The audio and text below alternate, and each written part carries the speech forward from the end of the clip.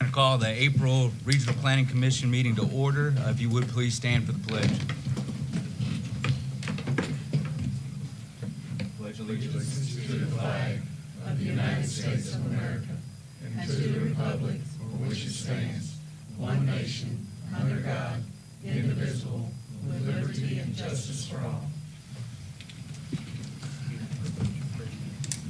All right, Commissioners, you have the March 25th meeting minutes and the executive session meeting minutes from April 21st for your review and possible approval. Any additions, deletions? Move for approval, Mr. Chairman. Second. All right, we have a motion and a properly made second. All those in favor? Aye. All right, minutes are approved. I will turn it over to Mr. Tyndall for announcements and deferrals. All right. Good afternoon, everybody. We do have a couple deferrals, withdrawals today as well. Going through the zoning cases on page number, let's see, 5. Case number 8, CZ7 2025, application of Thomas Oliver Jr. and Teresa Oliver from Ag to M2 is deferred 1 month. On the next page, case number 10, Z04 2024, amending digital message board language, lighting regulations. This will come back in a month or two in conjunction with the Fort Campbell and the Tiny Town overlay. We're going to have some public meetings with those and then roll it all back together to you together in the next month or two. On the next page, page 7, case number 12V5 2025, a variance for JJ Developers. That is deferred 1 month. And then on the next page, on page 8, S24, application of JJ Developers, deferred 1 month. And the case after it, S25 2025, Clarksville Fencing Industrial Development Board for Rossview Commons lots 1 through 9, also deferred 1 month. In addition, we have 2 withdrawals. On page number 10, we have landscape appeal number 3 of Richard Tucker has been withdrawn. Staff was able to work out something that was agreeable to both parties. And case number SR 12 2025, application of Brian Johnson for Johnson Self-Storage has also been withdrawn. Commissioners, I need a motion on the deferrals and the withdrawals. So moved. Second. We have a motion and a second. All those in favor? Aye. All right. Motion passes for the deferrals and withdrawals. All right, I'd like to remind the audience that this body is only providing recommendations on the zoning cases to the City Council and the County Commission. On your agendas today, the next meetings of those bodies where these zonings will move to are located there. So if you're interested in a case, please follow it to the City Council and the County Commission. Also, for each one of the zoning cases, we're going to have a public hearing. So we will allow 3 people to come forward and speak for 3 minutes in favor, 3 against, and then one of the folks that are in favor will be able to come up and rebut as they wish. And besides that, I will turn it over to Mr. Spanhauer.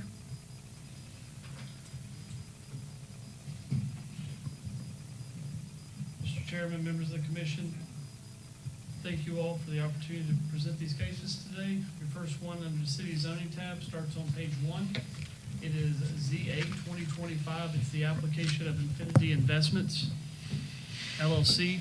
The request is to go from R1 single family to R2A single family residential. And it's for the parcel located at the southeast corner of Hillsborough Road and Binks Drive. This was an application that was on the agenda a couple of months ago. As R6, it did go to City Council, and it was remanded back from City Council to here for an amendment by the applicant. The applicant has chosen to go to R2A. This would not be an extension of the zoning classification. It's currently a residential lot where a single-family home was recently demolished and a detached garage remained on site. It is in the Lafayette and Peters Mill planning area, and the applicant's statement for this request was for future building. Below that, on your staff report, you'll see that the department comments that were received in reference to this application. I will point out that the street department indicated that sidewalks will be required per the zoning ordinance, and driveway spacing and placement must comply with the city's access ordinance. You'll also see the school system capacities there on number 9. The impact would be increased single-family residential density, road access from Hillsborough Road and Binks Drive. Historical estimates for this request would indicate going from 1 lot to 4 lots. Future land use opinion map indicates this property should be considered a suburban neighborhood. The staff's recommendation is for disapproval. The request is not consistent with the overall goals and objectives of the adopted Clarksville-Montgomery County Comprehensive Plan. This proposal is internal to an established R1 single-family subdivision, increases in residential density are more appropriate along the outer edges of existing neighborhoods and as transitions and buffers to more intense uses. Residential zone changes internal to a subdivision should be more gradual by nature. The proposed zone change from R1 to R2A reduces the minimum lot sizes from 15,000 square feet to 5,000 square feet and lot widths from 90 feet to 30 foot. This would not be consistent with the overall development pattern internal to the subdivision. No adverse environmental issues have been identified relative to this case. You'll have the 2 aerial photographs following there on pages 5 and 6, the zoning map. And then on the screen, you should have the future land use opinion map. If there's any questions, I'll be more than happy to try to answer them. Commissioners, any questions of staff? All right, we're going to move into public hearing on Z8 2025. Would anyone like to speak in favor? Hello, my name's Ricky Rita. This house originally burnt down a year and a half ago. We bought it as investment property. We thought the right thing to do would be go to the R2 on this property, R2A. Just 60 days ago, we come through quarter-mile away from us. We had an R6 zoning that passed the first reading of the city council on 12 acres on Peters Mill Road. I'm a quarter-mile from touching that, so I just kind of question, it's why I brought it back to this board at R2A. I could feel the resistance on the R6 at the city council in the last meeting, and the only reason I went with R6 is because R6 was approved within a quarter-mile from me. The second reading, the developer that got the R6 zoning, he decided to take the contract on the property, so they left it R4, so it didn't have to go to a second vote. So I'm just asking we get consistent on where we're at with our zonings, and any questions I'm here. Thank you, sir. Would anyone else like to speak in favor of Z8 2025? All right, seeing no one, would anyone like to speak against Z8 2025? Okay, we're going to exit public hearing and go into regular session. Commissioners? Make a motion for disapproval. The residential zone changes internal to a subdivision should be more gradual by nature. Second. All right, we have a motion and properly made second for disapproval of Z8 2025. All those in favor of disapproval, say aye. Aye. Any opposed? Opposed. Okay. Motion failed.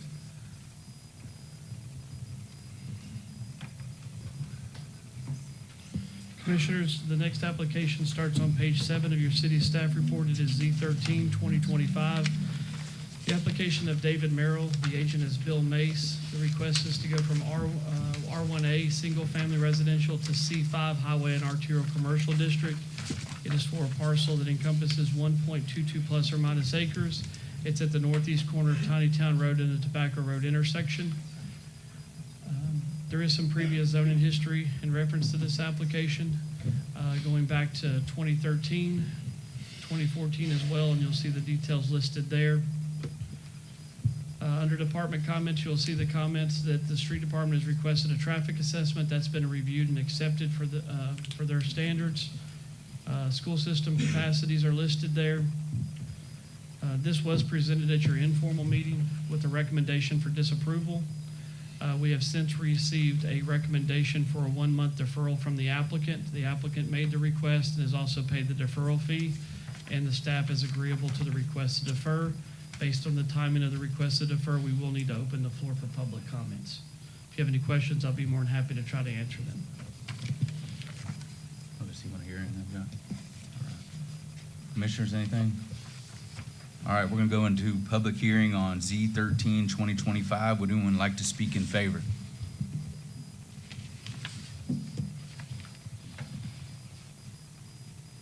Thank you, Mr. Chairman, Commissioners. Stanley Ross, 308 South 2nd Street, representing the applicant and agent today. We would like to request a deferral. There's been some, we're trying to check into some access issues, that kind of thing. Just for the record, we would like to state that we think this is a good opportunity for a C5 rezoning, just because of the location, something retail there that can service those neighborhoods that are near it. We don't have a intended use yet or anything like that, but we would like to ask for a deferral today. Thank you. Thank you, sir. Would anyone else like to speak in favor of Z13, 2025? All right, seeing no one, would anyone like to speak against Z13, 2025?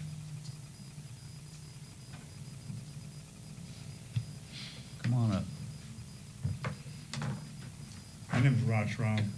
We own the property at What's- 805 Tiny Town Road, which is adjacent to the Merrill property, valued at over $320,000 at first city assessment. We don't need our residential property devalued by a C5 zoning. We tried 3 times to get our property rezoned from C2 and then to C1, but were denied, and we have 255 feet on Tiny Town Road. The majority of the Merrill property is on Tobacco Road and on Iris Lane. Entrance to the property would be almost impossible from Tiny Town Road because of the intersection of Tiny Town Road and Tobacco Road. So most of the traffic would be on Tobacco Road in a residential area. We don't need C5 zoning in that area or construction in that area. The current rating of 1A, zoning R1A is the highest and best use for this property. I suggest that you disapprove of the zoning change from C1, from R1A to C5. Thank you for your consideration. Thank you, sir. All right, would anyone else like to speak against Z13, 2025? Seeing no one, Mr. Ross, would you like to rebut? No rebuttal. Thank you, sir. All right, we're going to exit public hearing and go into regular session. Commissioners? Make a motion to defer for 1 month per the applicant's request. Second. All right, we have a motion for deferral and a properly made second. All those in favor? Aye. Against? All right, motion for deferral passes. Commissioners, your next application starts on page 13 of the staff report. It is, Excuse me.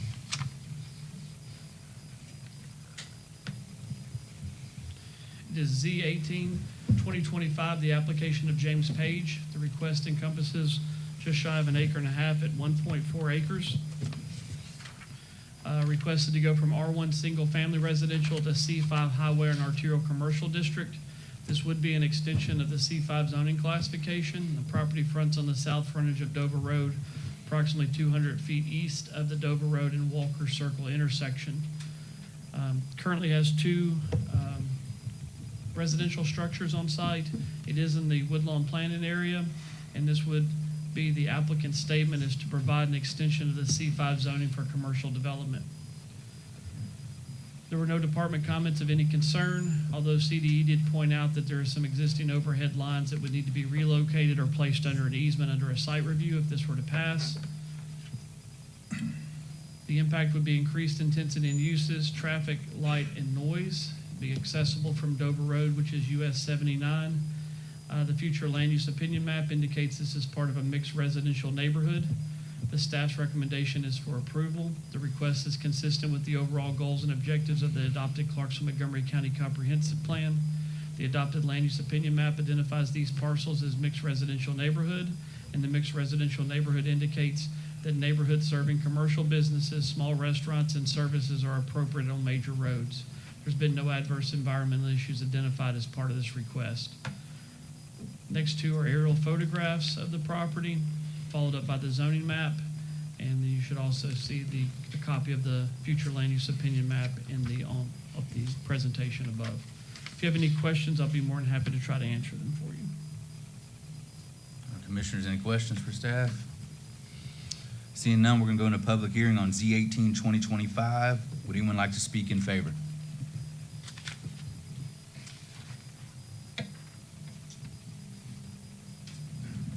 How are y'all? My name's James Page. I inherited these properties. What's your address, sir? Oh, I'm sorry, it's 2036 Dinsmore Road. I inherited the properties. They've been a hassle ever since I've taken them over and whatnot. One of them was recently burned down a little while back. Do not want to do any more residential there. So I'd like to go commercial. Thank you. Thank you, sir. Would anyone else like to speak in favor of Z18 2025? Would anyone like to speak against Z18 2025? All right, seeing none, we're going to exit public hearing and go into regular session. Commissioners? Make a motion for approval as the request is consistent with the overall goals and objectives of the adopted Clarksville-Montgomery County Comprehensive Plan. Second. All right, we have a motion and properly made second. Any discussion? All those in favor? Aye. Any against? All right, Z18 2025 passes. Commissioners, your next application is on page 19 of the staff report. It is Z20 2025. The application of William Ballou. This request encompasses just shy of 18.5 acres at 18.47. Presently, the present affected zones would be R2 single-family residential, R4 multifamily residential, and C1 neighborhood commercial district. Proposed to go to C5 highway and arterial commercial district. This would be an extension of the C5 zoning classification. And this is for an area that's south of Tiny Town Road. It's a large tract with rolling hills that's been prepared for development. The applicant's statement for this request is to extend the commercial zoning for proposed businesses, and it is in the North Clarksville planning area. Below, you'll see there's been a handful of previous zoning applications to get us to this point. This request would take current acreage of 72 acres of C5 in that area. Department comments are received in reference to this. The street department indicated a traffic assessment was required that has been reviewed and accepted. They've also requested a revised preliminary plat for the Horse Cave Drive. Needs to avoid a sinkhole and coordinate the access to the north. We have seen plans to accommodate that request. No other department comments of any concern in reference to this. The impact would be an increase of 18 plus or minus acres of C5 and commercial opportunity. It does reduce the R4 multifamily zone and eliminates the C1 parcel that was originally to the upper northwest of this tract of land. Future land use opinion map to indicate this area is mixed use, and the staff's recommendation is for approval. The request is consistent with the overall goals and objectives of the adopted Clarksville-Montgomery County Comprehensive Plan. This request and overall tract aligns with the future land use map designation of mixed use. This designation is found along major corridors and locations where sufficient urban services can be provided, such as the Tiny Town Road corridor. This request is presented to fine-tune the zoning designations to align with the future commercial uses and roadway networks, and no adverse environmental issues were identified for this property as part of the zoning request. Just a little bit of history. The original zoning was placed on this property, the bulk zoning and the residential development to the south under a previous owner. This property has changed hands, and like as I noted, these areas of crosshatching modify the existing zone lines to accommodate the new owner's proposed developments in the future. And it may be a clearer view on page 24 where you have the zoning map overview. You'll see the elimination of the C1 in the northwest corner, a small sliver of R2, and then the changes from R4 to C5. If you have any questions, I'll be more than happy to try to answer them for you. Commissioners, any questions of staff before we open it up? Mr. Chairman, I forgot to mention, there is a letter of opposition that follows beyond the maps Okay. in your file. You guys a few minutes to read that letter over.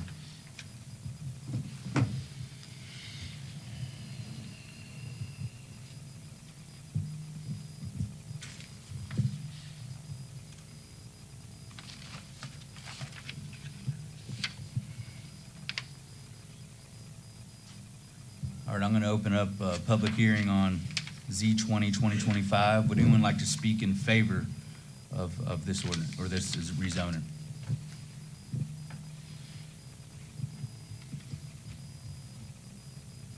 Thank you, Commissioners. Stanley Ross, 308 South Second Street. We're just here asking you to recommend approval on this application today. What we're trying to do, like Mr. Howard said, this is part of a larger tract that most of the tiny town road frontage is on C5, or is already zoned C5. We're asking to add some acreage to that and then kind of clean up the corners in the southeast corner and northwest corner, and then add the acreage to the south there. We think that would kind of, and this is compliant with the land use plan, the future land use opinion map. We think that would kind of help that adding this acreage and cleaning up these corners would kind of help that multifamily use, because what the intention would be to kind of get some not tenants, but anchor uses that are larger C5 uses, and surround those with smaller retail uses that would then kind of facilitate that multi-use with anything that were to go in the back in the residential zones, and kind of get that, local neighborhood community use that the land use opinion map calls for. We don't have uses lined up yet, nothing's set in stone, so I don't have any answers to questions like that if those might come up, but if you do have any questions, I'll be happy to answer what I can, and we'll just ask for a recommendation for approval today. Thank you, sir. Would anyone else like to speak in favor of Z 2025? Would anyone like to speak against Z 2025?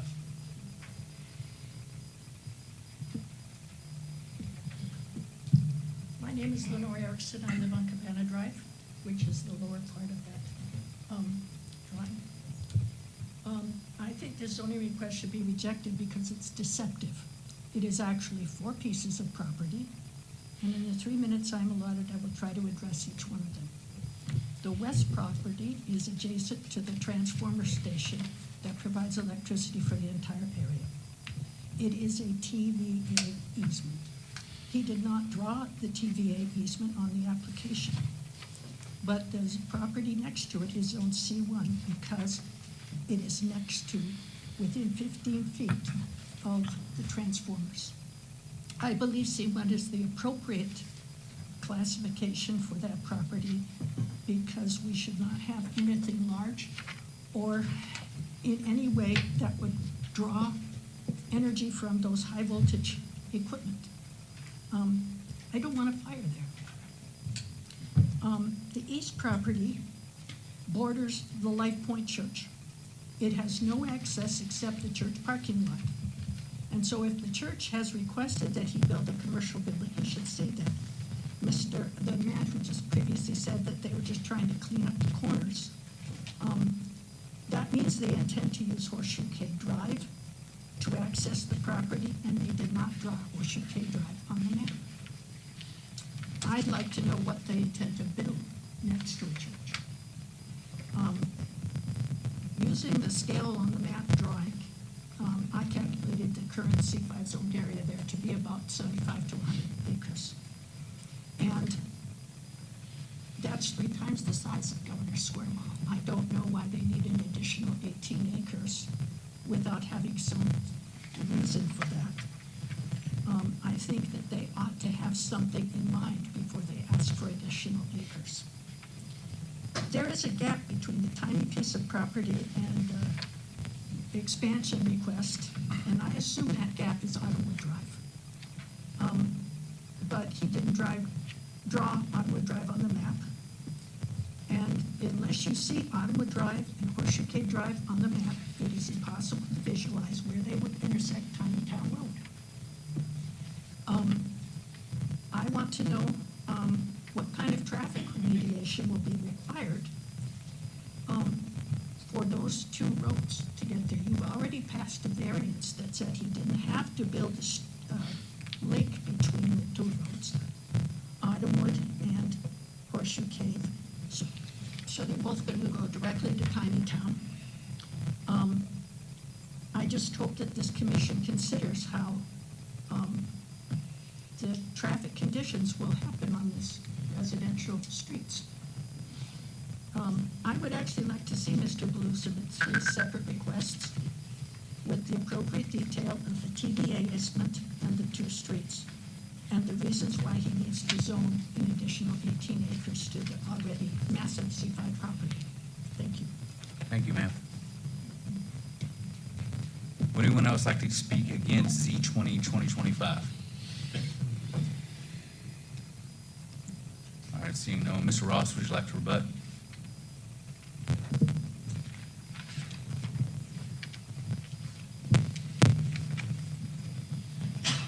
Thank you.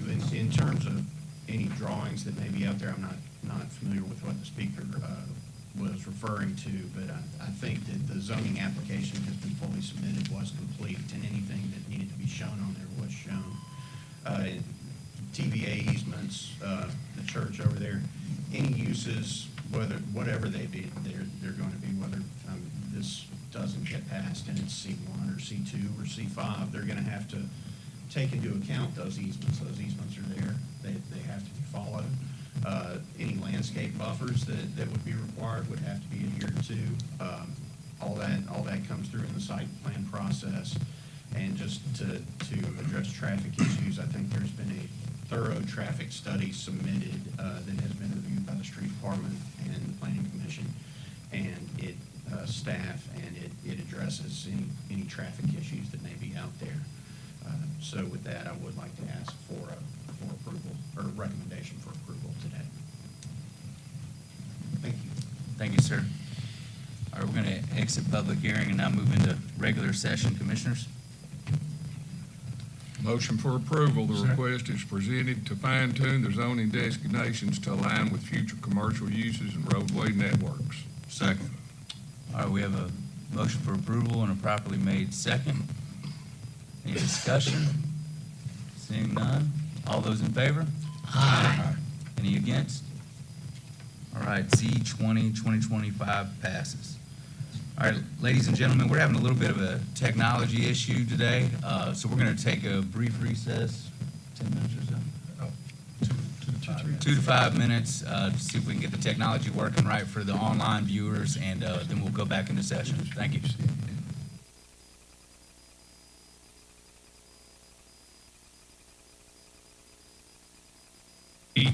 We don't have any audio on our YouTube. I don't know why. It's, can't figure out why it's not happening. We had sketchy video yesterday, but we had full audio. So for those of you who are attending in person, you're getting the full experience. Online, you would have just been able to see the slides go by. And then, but I've been getting a lot of texts of why it's not working. So we tried to reboot the whole system, and I don't know why. But fast forward a couple months from now, we're going to get a brand new mic system, and we'll likely have to upgrade something over here with the streaming system and the IT down here. So, thank you for bearing with us. We will pick up here with the county zoning cases. The next one up will be CZ4 2025. Commissioners, as a reminder on your tablet, if you'll go to the county zoning tab, first application is CZ4 2025. It's the application of Wanda G. Darnell. E1 Single Family Estate District to EM1 Single Family Mobile Home Estate District. This for property approximately 975 feet southwest of the Caps Road and Indian Mound Road intersection. The request is to allow for a mobile home. This application was in front of you back in 2023, requested to go from Ag to E1, and was approved by staff, RPC, and the County Commission. The owner has elected to install a mobile home since requiring the change of zoning classification. No additional acreage and no additional density. There were no department comments of any concern. It is served by Woodlawn Utility District. Historical estimates would be the one lot. It is in the Woodlawn and Dotsonville planning area. Future land use map is indicated as rural reserve. The staff's recommendation is for approval. The request is consistent with the overall goals and objectives of the adopted Clarksville Montgomery County Comprehensive Plan. This request does not alter the lot size requirements. It merely permits the owner to install a mobile home on site versus a conventional built or modular home, and no adverse environmental issues have been identified. Followed by the aerial photographs and zoning map for your presentation.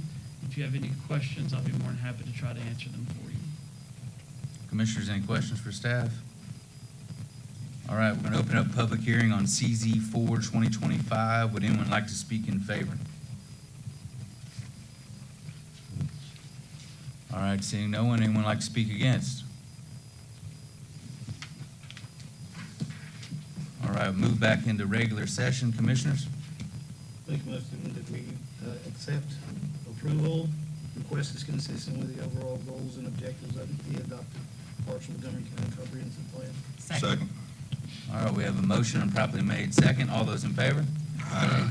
Any against? All right, CZ 4 2025 passes. Commissioners, your next county application is CZ 5 2025, the application to Ben Mims. The agent is J.D. Dudley and Thomas. This request encompasses 4.37 plus or minus acres, presently zoned AG Agricultural District, proposed to go to C4 Highway Interchange District. It's a portion of the tract, 200 plus or minus feet southeast of the Guthrie Road and Oakland Road intersection. It is in the St. Bethlehem planning area and is also in the county growth plan of the UGB. The applicant has stated the requested zone change from ag to C4 is consistent with the surrounding area and the intent of the ordinance, and the subject property is to be used as a convenience store / fueling station. Department comments were received in reference to this. Both the city street department and county highway department have requested a traffic assessment that is currently being conducted now. Are there no other department comments of any concern? It is in the St. Bethlehem planning area, and the future land use opinion map indicates mixed use. Being that we're waiting on the submission of a traffic assessment, the staff is recommending a 1-month deferral. You do have the aerial photographs and the zoning map included in the presentation, and then on the screen above, you should have a copy of the land use opinion map. In conversations with the applicant, they had already made arrangements to be here. I do believe there'll be a representative here to speak to this application, as we do need to open the floor for public comments. But we do request a deferral awaiting the traffic assessment. If you have any questions, I'll be more than happy to answer them. Any questions, commissioners? All right, we'll move into public hearing on CZ 5 2025. Would anyone like to speak in favor? Commissioners, thank you for your time today. My name is J.D. Dudley. I'm a real estate manager for Quick Trip. I've actually been with Quick Trip for 22 years, just hit that mark last week. Started out in the stores, cleaning bathrooms, working overnights, and power washing pumps. So luckily, for the past 19 years, I've been able to come around the country and talk about Quick Trip. I actually office at a 3701 Arco Corporate Drive in Charlotte, North Carolina. Our store's done really well on Exit 8. It's basically the stores that we've been building in the Tennessee area have been predominantly the travel center stores, right? Your truck stop type stores. That's not what this is going to be. So what we'd like to do is put some stores in the area now that complement our travel centers. So this wouldn't be the 10,000 square foot C-store with 5 diesel bays and truck parking. It's actually about a 5,000 square foot store. We have about 7 to 8 MPDs, and we do have high flow diesel on it. We will have a couple bays in the back for kind of your short haul truckers, but there's no truck parking. There's no amenities for truckers. It's for all intents and purposes we refer to as a fuel stop. So it's a Quick Trip with diesel fueling. If I had to say they're probably about 25% of what our big stores do from a diesel aspect. But what it does is it allows us to sell a lot more barbecue, which we've actually done pretty well with. I'm good. Go ahead. Just to wrap up on the access part, it'll be submitted by Friday, and then in short, we'll work with Tractor Supply to work out cross-access to get to the city. Thank you. Thank you, sir. Would anyone else like to speak in favor of CZ 5/2025? Would anyone like to speak against CZ 5/2025? Seeing no one, we're going to exit public hearing and go into regular session, commissioners. Move for the 1 month deferral based on the staff's recommendation on ZZ 6/2025. Second. All right, we have a motion properly made second to defer. All those in favor? Aye. Any against? All right, deferral passes. Commissioners, your next application is CZ 6/2025. It's the application of Linda Wortham and others, requested to go, and the agent is Holly Point LLC, requested to go from AG Agricultural District to R1 Single Family Residential District. This is for a parcel that fronts on the south frontage of Dover Road. It's primarily an agricultural field with rolling hills. It is in the UGB of the county growth plan and the planning area of Woodlawn, Dotsonville. The applicant's statement for proposed use is this tract will be an additional single-family development extension of the existing Lesenby Fields neighborhood. Homeowners will share the existing amenities, fitness center, splash park, playground, dog park, baseball field in the Lesenby Field subdivision. The current owners are selling to settle their mother's estate. There were no department comments of any concern in reference to this application. You have the school system capacities there under number 9. This impact would be increased single-family residential density, would be served by Woodlawn Utility District and the city for sewer, roadway access off of Highway 79 or Dover Road, and the future connections to the existing Lesenby Fields subdivision to the east. Historic lot yield would be 64 lots for this property and a population of 172 persons. Future land use opinion map indicates this is a suburban neighborhood. The staff is recommending approval. The request is consistent with the overall goals and objectives of the adopted Clarksville-Montgomery County Comprehensive Plan. The R1 Single Family Residential District request aligns with the suburban neighborhood designation identified for this tract on the adopted land use opinion map and serves as a logical extension of the existing R1 Single Family Residential District to the east, which is Lesenby Field subdivision. The general recommendations for the Woodlawn Dotsonville planning area states that residential development should be focused in close proximity to rural commercial nodes, such as the one identified on the future land use opinion map for this area. And that's located at the crossroads of Liberty Church Road and Highway 79 and the 101st Parkway intersection as well. No adverse environmental issues were identified for this property as part of the zoning request. You have 2 aerial photographs showing the property in question crosshatched and a zoning map overview that shows the extensions of the R1 district to both the north and the east. If you have any questions, I'll be more than happy to try to answer them. Commissioners, any questions for staff? All right, we're going to move into public hearing on CZ 6/2025. Would anyone like to speak in favor?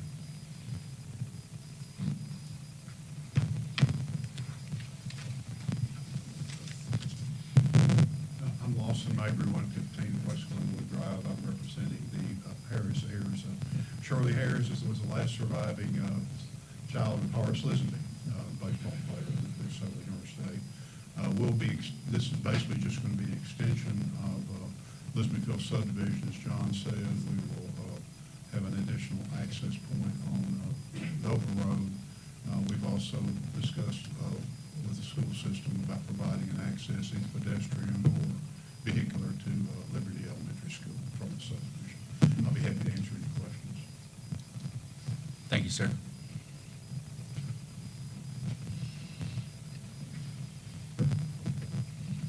All right, would anyone else like to speak in favor of CZ 6/2025? Would anyone like to speak against CZ 6/2025? Good afternoon. Serena Kerr, Since February of 2004, if I can speak today, I've called Tennessee my home, and in particular have called Montgomery County my home since the purchase of our house on Dover Road in June of 2004. Living in the country during my childhood, I knew I wanted the same kind of life for my family, which is one of the major reasons why we chose the area in which we live. I do not own the property in question and also feel that the property owners should have the right to do as they wish on their property. However, what property owners do with their property should also not infringe upon the rights of others' property. With this being said, this is why I'm speaking here today. With all the recent flooding and subsequent damage we have seen in this county, concern over the impact of the development of the property adjoining mine is warranted. When land elevation is recontoured, when sinkholes and cavernous areas are filled in and the natural waterways are rerouted, what will the impact be? Where will the water go that naturally fill these areas with rain? I know sinkholes existed in several areas on the development. When phase one occurred, land manipulation occurred over several months, with one area being left in an odd state for months, most likely due to whatever was found underground when resculpting the land. It was over a year before the build began, most likely due to whatever they were attempting to manage. Land where the townhouses were built was built up several feet higher than the natural elevation. Now when it rains over a number of days in a row, a large pond of water builds up directly behind my left-hand neighbor's yard, directly below the townhouses, measuring a very sizable area, as that land is now depressed compared to the elevation of the townhome build due to the land manipulation. Also in the 32.7 acre tract directly behind my house, there's a natural spring area that the farmer has always left unworked when planting his crops due to the wet area. This wet area also leads over to a pond in the wooded area. What is the plan for these natural water courses and wetlands? I would like to see the plan for the water redirection due to the use of the land if assigned R1. My main concern in speaking with you today is that my property is not negatively impacted by the manipulation and use of the land that connects with mine. Property owners who have lived in the area for years, built their lives and the lives of their families here, who are integral members of the community, should be able to live in peace without imposed upon repercussions of inadequately planned development outside of their control. My son is a prime example of these repercussions. His home on Freestone Drive flooded in February of this year. My son has lived here since he was 4, has grown up here, and is rooted in this community. A 25-year-old newlywed homeowner with a baby on the way should not be faced with undue flooding as he works on his first child's nursery. It definitely makes me think, what is in my future? Will I be faced with similar flooding issues due to whatever oversight and management occurs behind me? Will those who have built their lives here for decades be pushed out of their homes so others can have a dream community? These are my concerns, and thank you so much for letting me speak. Thank you, ma'am. Would anyone else like to speak against CZ 6, 2025? Seeing none, Mr. Mabry, would you like to rebuttal?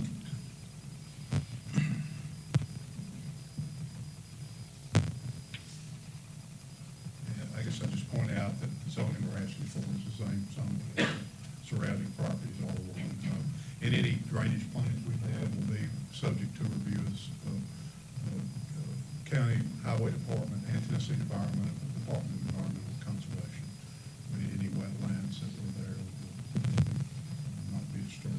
We've got a preliminary subdivision plat, which I will be happy to share with you, that shows how we're planning on development. We'll also be required to put in a landscape buffer between our subdivision and the houses on Dover Road. So it would be happy to talk with her about that. Thank you very much. Thank you, sir. All right, we're going to leave public hearing and go back into regular session, commissioners. Make a motion to approve ZC 6, 2025, based on the consistency with the overall goals and objectives of the adopted Clarksville Montgomery County Comprehension Plan. Second. All right, we have a motion and a properly made second. Any discussion? All those in favor? Any against? All right, CZ 6, 2025 passes. Commissioners, your next application, CZ7, as at the beginning of the meeting, was deferred. CZ8, 2025 is the application of Vision Home Builders LLC. It's for a property that fronts on the east frontage of Harper Road. It encompasses right at 7 acres, requested to go from R1 Single Family Residential to R1A Single Family Residential. It's relatively a level grassland field. It is in the UGB of the county's growth plan and in the Sango planted area. The applicant's statement for proposed use is single-family development. This property is familiar to you. It was likely from the 2018 zone request to go from R1 to R4, and that received disapproval of the county commission at that time. Department comments, the main one of concern is they've been requested to provide a traffic assessment and potential road improvements by the county highway department. At this point, I do not believe the traffic assessment has been provided to the county highway department for comment. I will also point out the historical estimates would be 10 lots with a population of 27 persons. And the future land use opinion map is for suburban neighborhood. The staff has recommended a 1-month deferral as we await the submission of the traffic assessment and review and acceptance. We do need to open the floor for public comment based on the timing of the recommendation. How many single-family homes are they planning on putting? Point of order, sir.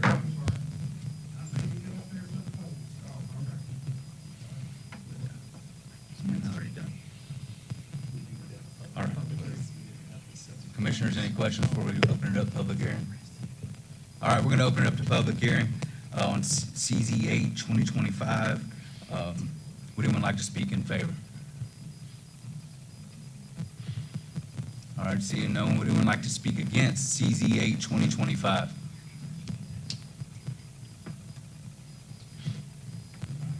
My name is John Foy. Thank you for having me. I live at 212 Harper Road for 29 years. This thing came up in 18, this was mentioned. One of the issues in was density. Another one was water, stormwater control. Those situations are still in question. The stormwater control was certainly in question because at the time of 18, lot address 170 was a vacant lot and it collected all the water from about 4 lots. Now that lot has been developed. The under-road culvert that was there from the time the road was first built over 50 years ago was unclogged by the county. So now all that water that was accumulating on 170 is now being pushed into these plots. So that adds to the water situation in that area. The issue too is we still have no clue on density. According to the current codes, they actually could have a minimum lot size of 12,000 feet on that, in that. Which, just doing simple math, we break out to about 25 lots. Obviously, you're going to have roads and storm drainage structures have to come out of that. So an indication would be required to the neighborhood as to what your density is going to be. Secondly, there is an impact on, in question of what's the value going to impact our properties. All of our properties run from about 3/4 of an acre up to 3 acres. So we're talking about a real high density situation of some kind going in there. And that is not favorable, we feel, to our long-term property values. We also have a corporate neighbor on the east side of Harper Road, Rest Haven Cemetery. They own the low end of the situation. All the water is going to have to be drained across their property, all the storm waters. That's an issue. It will become an issue for them eventually. Many of us have family already in Rest Haven Cemetery. We don't need that thing compromised over there. So I'm requesting, on behalf of other neighbors too, that this thing be, as a minimum, deferred for future consideration, and preferably just turned down at all, because it is going from the pastoral neighborhood to high-density neighborhood, and it's not beneficial to the existing neighbors. Thank you very much. Thank you, sir. Would anyone else like to speak against CZ8 2025? is Roxanne Hallisey. I live at 1246 Harbor Road. I would love to just ask my neighbors behind me to raise their hands if they're here today, just so y'all can see how much my neighborhood cares about what becomes of it. As previously stated, a rezoning of this property in 2018 was denied for issues that wouldn't change with this rezoning, mainly being the drainage, which has gotten worse, both with the culvert. What is not shown in this picture is about a mile down the road where I live is a pond. There is a road that goes over the pond with houses behind it that floods. My neighbor Lisa over here, who lives maybe a quarter mile down from this photo, also floods. There are 3 or 4 houses that every time it rains, they have serious flooding issues in their yards, and it has gotten worse over time. Because there's no definition of like how many houses would be on this property and what that storm drainage situation would look like, I think we need to consider that. I think we also need to consider the incoming population and the effect on traffic. It's already difficult, as Sango grows around us, to get out onto 41A. This would be impacted, I think, by adding more houses. And, yeah, I think I'm just asking that this commission consider, if the neighbors would like more information about what this is gonna look like in the future. A lot of us have been here long-term. One of the younger homeowners, I'd like to be there long-term, but not if my yard is gonna flood and not if I'm gonna be pushed out into a bunch of traffic. So, thanks so much. Thank you, ma'am. All right, would anyone else like to speak against CZ 8/2025? Hi, I'm Deborah Cummings, and we actually own the property, 170 Harper Road. And we had significant flooding in the lower part of our 3/4 acre plot. Built a home there 6 years ago and have spent a substantial amount of money just trying to make things better. Planted birch trees, everything that we brought dirt in without encroaching our other neighbors. But there is a culvert that runs under the road directly to this property. When the house was first built, it was a tiny culvert, and it was all grown up, and we had to, beg the county to come out, open up the culvert. They did. They put a bigger one in. Our flooding now in that part of the yard is much better. We've had our property surveyed. We are just a tiny bit higher than the property right adjacent the street where they're gonna build or requesting to build this. But that stays flooded all the time. So our main concern is making our issue right on top of all of this a whole lot worse than what it is now. Now we're able to control it somewhat, and it is getting better over time, tiny baby steps. But with someone that comes in, what are they gonna do with all the water that's already over there now, that's draining off from our property? So we are vastly opposed. Thank you, ma'am. All right, we're going to exit public hearing and go back into regular session, commissioners. Mr. Chairman, if I may, real quick, just a couple of things that I think are important to the members that are here today, because I'm not sure what information's been conveyed. The original application in 2018 was for multifamily, and it did encompass an additional property, so it was around 8 acres total at that point in time. That original request would have equated to 80 to 100 units. That is not what's being proposed today, because I have taken phone calls thinking that's what's back in front of us, so I do think it's important to mention. What is requested is a incremental change from R1 to R1A, and I'll double check these numbers for next month's meeting, but it appears that that should equate to 10 frontage lots is what the developers mentioned building there, which is not a far change from what they can currently do in R1. What is what they can currently do in R1? What's I the believe historical it's 6, list? but I want to double check that number.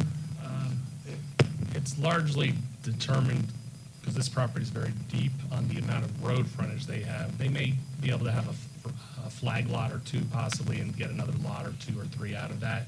but it's largely determined by how wide the property is, not how much acreage is in it.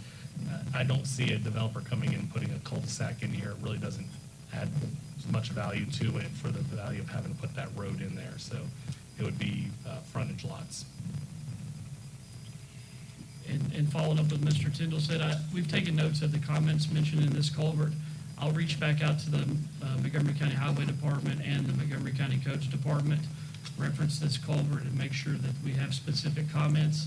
But based on our topo maps, this property should drain to the north, based on the existing topo, but we'll verify with their proposed grading plans. So just didn't want their comments to think they fell on deaf ears.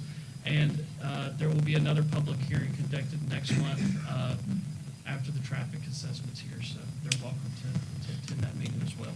And also important to note that this is the zoning, which really gives them the ability to do the density or not. A subdivision plan would have to be submitted for any future development, and at that point, the grading and the drainage and all would be required to be more finely tuned with where actually it's going to go. If you follow the rules that are in place, they cannot increase the flow of water. They should attempt to decrease the flow of water, retain it on site, channel it, whether that's around the property line with the cemetery and make it and drain it better out toward the north, improve the drainage along the road, possibly add a little pavement and new culverts that would handle better flow out there.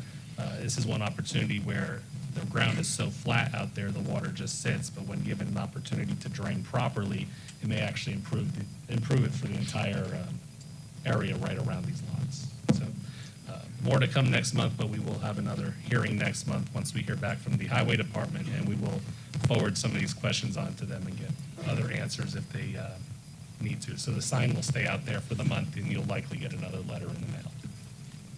Mr. Tyndall, can I ask our highway department to come up here as well? Thank you, Alex. I saw you back there. It's high.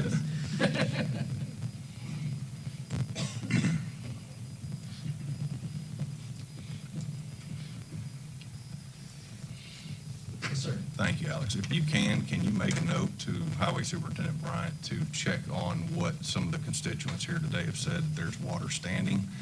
Water standing on a lot is not normal unless it's deeper into the lot, but if it's on the road frontage area, can we look at cutting ditches and getting that to flow to the north like it should be? Absolutely. And possibly further down the road, I know I heard a couple of constituents say that there was other issues further down the road. But if we can look into that this month before y'all come back with the rest of the study, let's go ahead and do We that. absolutely can and will. Thank you. Thank you, sir. Thank you, Alex. All right, commissioners, staff has asked for deferral. What do you guys want to do? Recommend deferral. Second. All right, we have a motion and properly made second. All those in favor to defer? Aye. All right, CZA 2025 is deferred. Thank you, sir. Just turn it in, guys. I just went harder on someone. All right.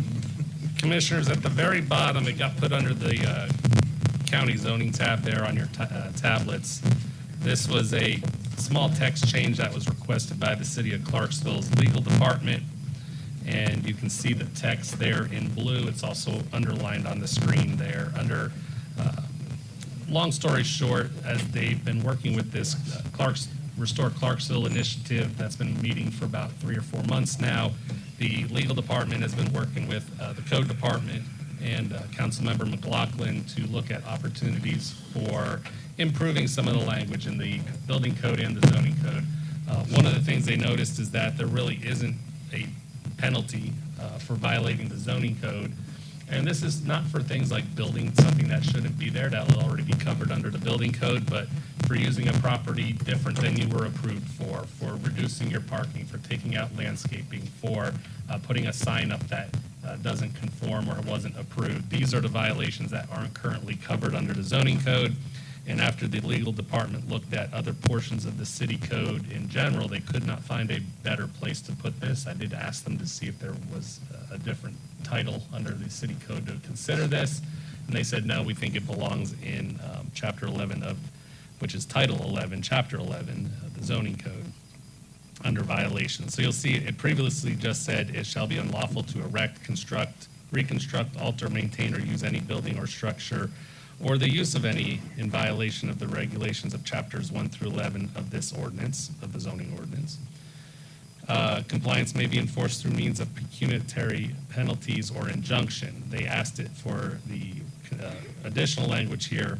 Any city code enforcement officer or law enforcement officer is hereby empowered to issue citations to any person for any violation of any of the provisions of the zoning ordinance. Citations issued for violations of any of the provisions of the zoning ordinance shall be tried in the Clarksville Municipal Court. Each violation shall be subject to a civil fine of up to $50 in addition to any other remedy or penalties provided by law or court order. Each day a violation continues or occurs shall be deemed a separate offense. Again, this is language that was provided by the legal department. We reviewed it. We made one small change to the name of the court from just city court to Clarksville Municipal Court, and we're returning it back to them for consideration by city council. This does require a public hearing, and I'll be happy to answer any questions. Commissioners, any questions for Mr. Tyndall on this? All right, we're going to open up public hearing. Would anyone like to speak in favor of Z6 2025? I'm sure there'll be a ton of people. All right, anyone want to speak against Z6 2025? All right, we're going to exit public hearing. Commissioners? I make a motion for approval based on this meeting the request of the city council. Second.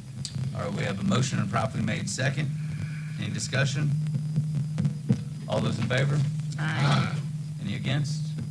All right, Z0 6 2025 passes. All right, Commissioners, if you'll open up the subdivision tab on your tablets, and we'll go to the subdivision portion of the agenda. I'll read the statement on the consent agenda, and then I'll ask Mr. Parker to go over the cases that are there.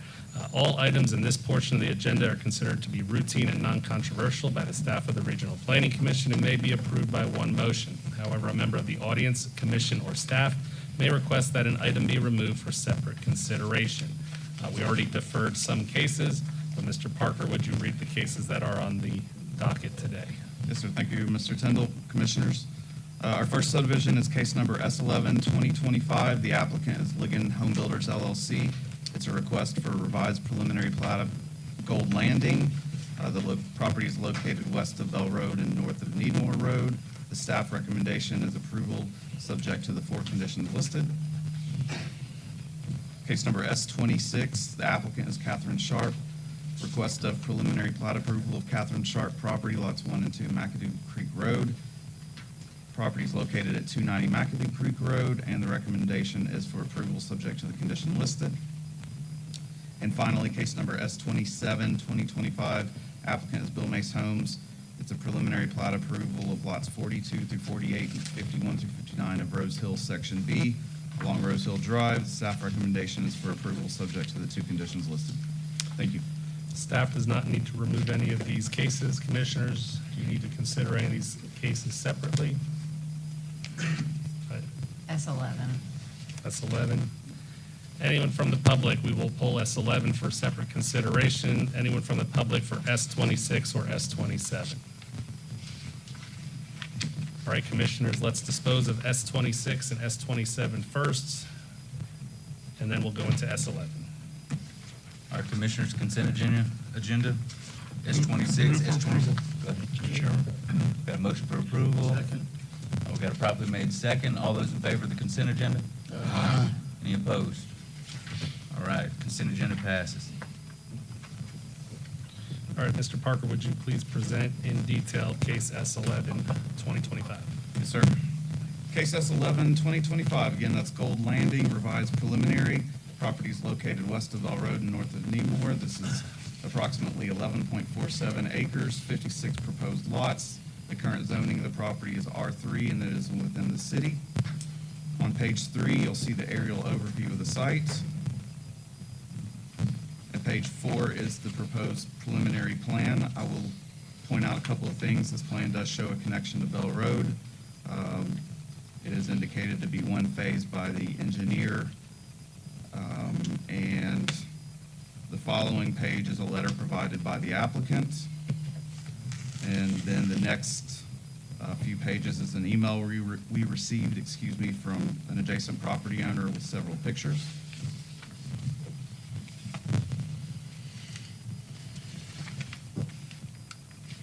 Going back up to your report, the staff recommendation is for approval, subject to the 4 conditions, and I'll read those conditions into the record.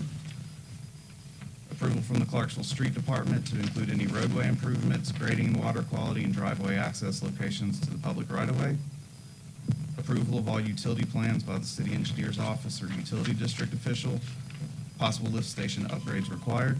Number 3, the connection to Bell Road as displayed on the preliminary plat will be completed prior to final plat approval. And finally, number 4, required Bell Road improvements as approved by the Clarksville Street Department, completed prior to final plat approval. You can see the department comments listed below, including street department comments indicating grading and water quality permit is required and improvements to Bell Road. And you can see the other comments. If there's any questions for the staff, I'll be happy to try and answer those. Thank you. All right, Commissioners, before we go into public hearing, any questions for staff? I do have a question, and am I seeing correctly that at least one of these, actually 2 of these, well, at least one of these would be within the 100-year flood easement? Number 48. Thank you, that'll help. 48. Sorry. Yeah, 49 touches on it as well. So the topography you see on this map is the existing topography in the area, not the finished grading that will go through the city street department. So the 100-year flood area they're showing here will be altered. I think earlier here it was said that the properties get altered. Yes, they will dig it out, increase the volume, and do compensatory cut on the property to make sure that there's equal or more capacity there. The street department is here if that question's not adequate enough for you. So my question would be, really quick, if we fix it so those properties are not in it, where does that extra water go? So that it doesn't flood and create another pocket of water somewhere? And I know that I said that weird, but that's all I can. And I think that's a great question for the street department. I have some answers, but I think that's a better question for them. Street Department, please.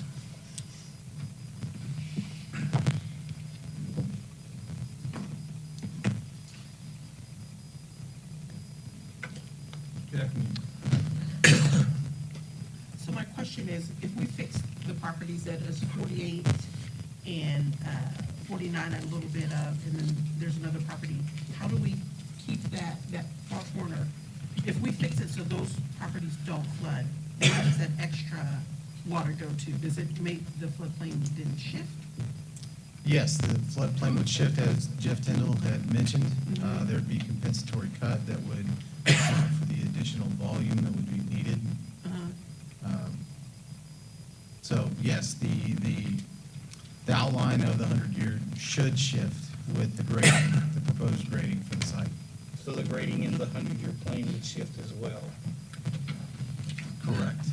So on, say, the right side of that 100-year plane, it will be dug out more on that side to compensate for filling it in on the left side?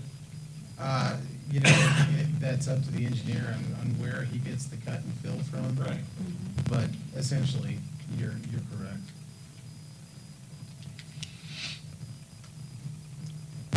Thank you, I just wanted to know where that. And Mr. Green, this all gets reviewed. If approved in concept here, they come in for a grading permit, and then you'll run the calculations to make sure that the volume is indeed equal or greater than they need during the It grading. will come through for a grading permit. The engineer that does the design would run the calculations and it would be checked by us. Right. And do y'all go out on site and check? Yeah, I've actually visited the site several times, checking on things, seeing how well the sinkhole that's draining back there, how well it's performing. And do you do that during the grading? process as well? Yes, our based on a- inspectors are out there during the construction process, keeping an eye on things. Using a control pin and making sure that they're not below that elevation anywhere on the site, right? Say that again? Using a control pin and lasers and making sure they're nowhere. No, we don't have lasers or. So you just rely on them to guarantee that they're not in that. There's an elevation that we know, so are you asking if they stay out of the 100-year? Yeah, so that nothing that's on a lot here would be below, let me get my Well, I eyes mean, pointed enough, 530 You're foot talking about the elevation. limited disturbance. Yes. Sometimes that does come in to the 100-year. But I guess what I'm getting at is if they start cutting all throughout here, it's your job as the street department, correct, to make sure that they're not going below, based on this map, 530 foot in elevation, anywhere So throughout. our that job zone, is to make sure that they construct it according to the approved plans. just based on what their engineer provided, Correct. and that's not going below 530 foot in elevation. Well, I mean, kind of getting into the weeds on it, but what we're going to make sure is that they're not increasing the 100-year flood elevation. I think that's what you're getting at. Yes, the flood elevation for that area is 534.4 is what the flood elevation is. Okay. And if you Yeah, look at the we're line gonna- running around there, that technically the It's way bigger than that. yeah.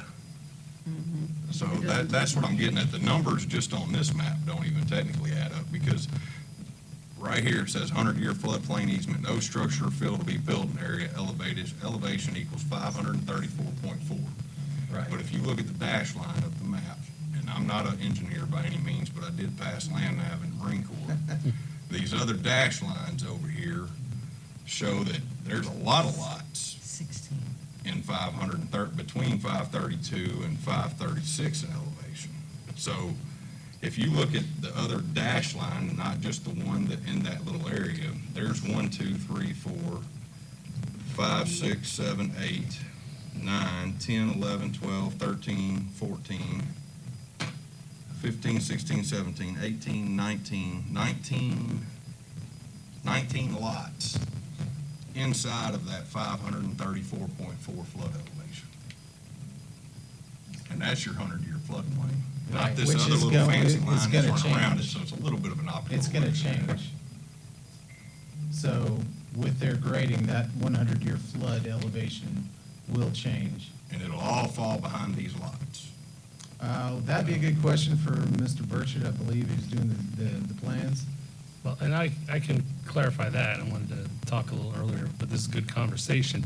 We do allow 100-year floodplain to go onto lots that people buy. Just not where the However, structure is. correct, the structure needs to be a minimum 2 feet above that, again, 534.4, and HVAC units 1 foot above that level, so that if it should go above the 100-year flood to a 200 or 500-year flood, 2 feet above should be more than enough typically to absorb a 500-year flood on a new structure. Structures can be built up on raised elevation, raised foundations, or they will grade the lots up higher than that 534 in this instance. A couple of the numbers we are looking at, though, going forward. Stacy, you have anything else?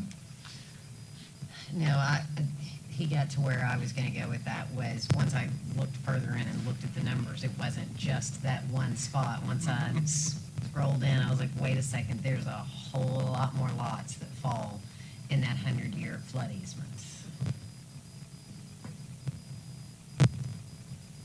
Anything else for the street department? Thank you, sir.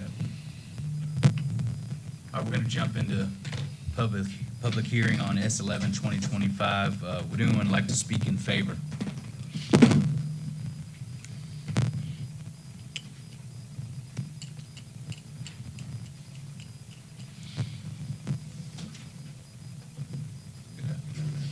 Calvin Liggins, 676 Johnson Street. is already approved for 64 lots. Only difference was just redirecting the road from going down and locking out. I'll do my best to answer any questions.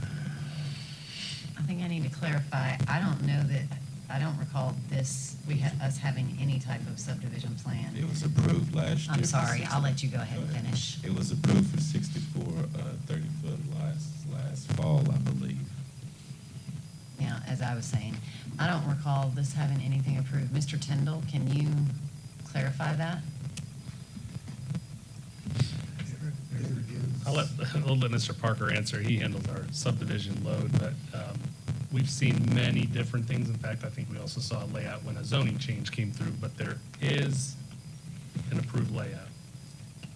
And I don't remember, last fall sounds about right, but it could have been a little sooner. If you look at the property just to the north of where this connects to Bell Road, Daryl Adkins' property, it came through in that area and connected to Bell Road at a T intersection, if I recall correctly. And it meets the zoning, the new zoning that came through after that? It's the new zoning. Is the It met zoning- zoning requirements at the time, yes. I may not be understanding your question But correctly. has it been, it's been rezoned since then, correct? I think the rezoning was turned down by city council. Right. There was a rezone to R2A south of this. and there This was a plat. zoning was approved. Correct. Correct. This is the lot that I'm referring to, because this is what we're talking about. I'm not worried about the zoning or subdivision plans for others.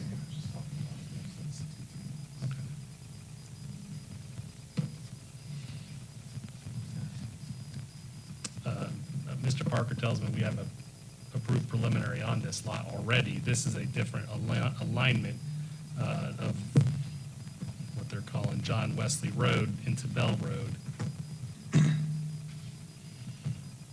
And we can get you the copy of that previous approval. Okay, that'll be fine. Yeah. But of course, that was last fall, right? Is that what y'all said? I think so. We'll double check that, Of but course. that sounds. Well, the only reason I ask about that, just to point out, we've kind of had some historical events that have happened since then.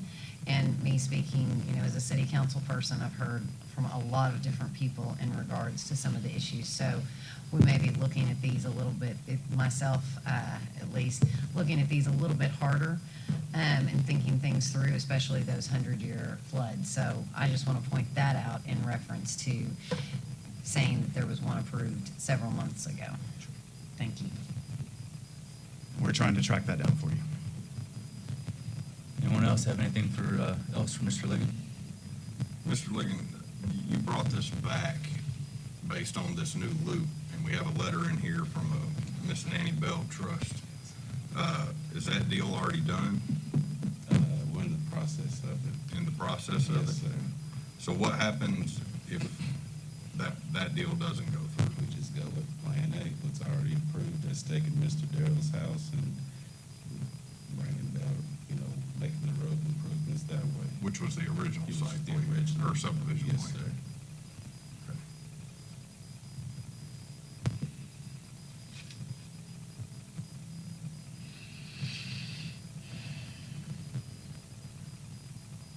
Anyone have anything else for Mr. Ligon? No, sir.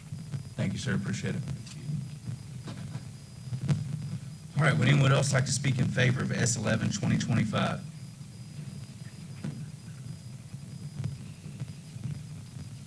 I'm Cal Bircher with McKay Bircher and Company. Yes, y'all have seen this before. I want to address a little bit of flooding because I know that is a hot topic and it should be. To answer one of your questions, I believe we do as-built after the grading is complete to make sure that the compensatory cut is correct. And we stamp an as-built certification that a street department reviews. So I think to answer your question, make sure that it is shot with a laser, that's what we do. That's on you. Yes, it's on us, and this is proposed to be fill and cut will come from the northeast corner. We actually already have TDEC approval for that with a sediment basin to protect the existing sinkhole area. We just hadn't gotten to the point of street department approval because we've been working with this road alignment. But So that whole northeast corner Yeah, it will be cut. will be cut and filled over onto the lot side. Right. Okay. Yes. Be happy to answer any other questions, but wanted to try to address that. We do check and make sure it's built correctly. Yes, sir. Any other questions for the engineer? Thank you, sir. Anyone else like to speak in favor of S11, 2025? Seeing no one, would anyone like to speak against S11, 2025?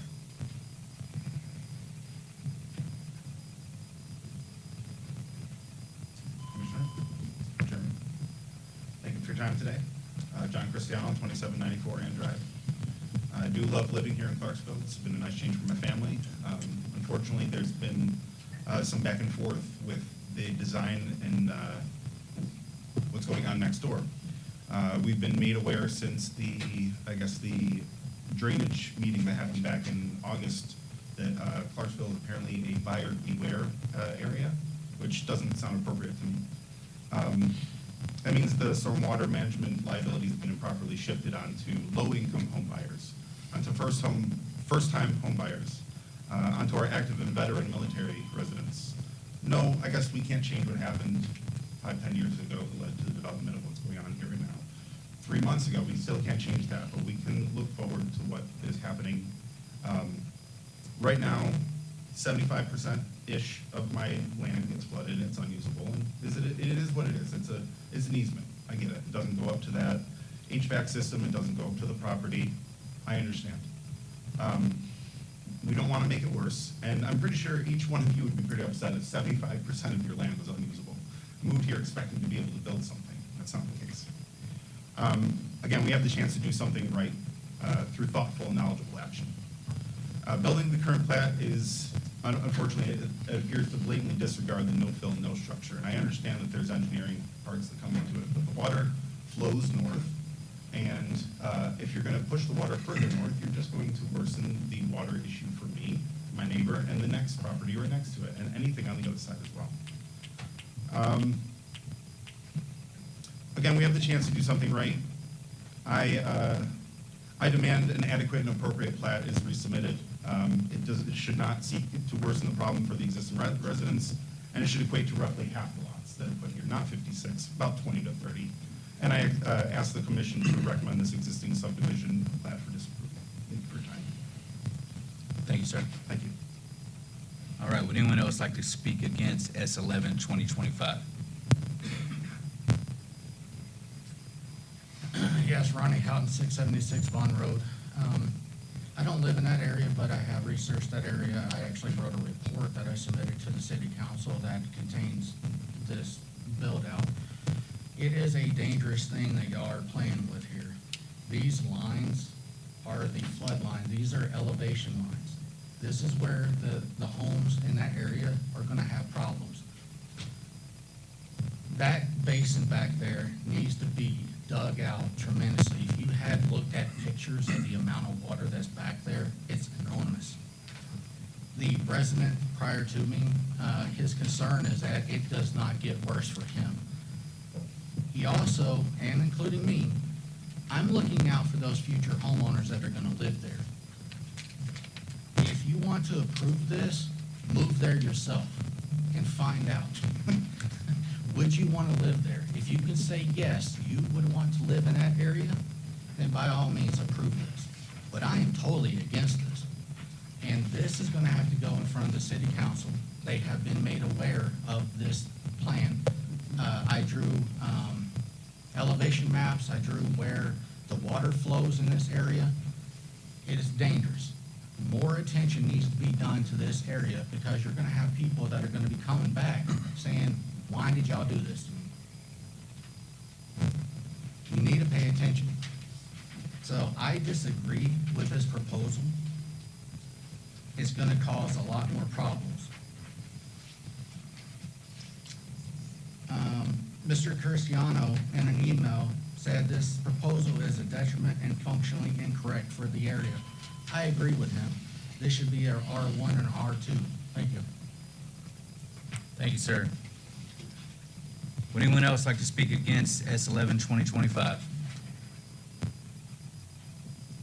All right, seeing none. Mr. Burchett, Mr. Ligon, would you like to rebut? Okay. We're going to get out of public hearing and move into regular session, commissioners.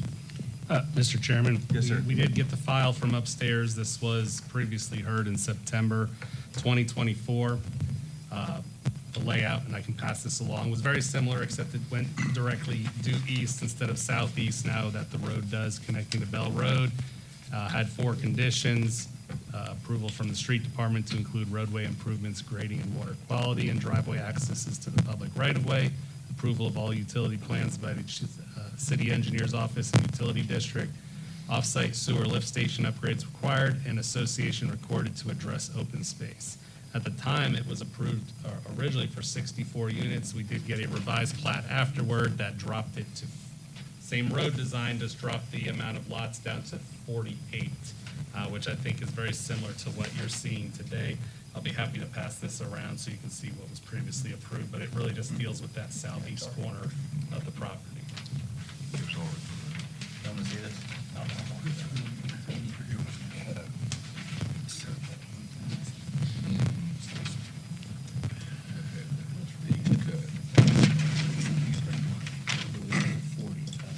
That's the first one, and that's the revised.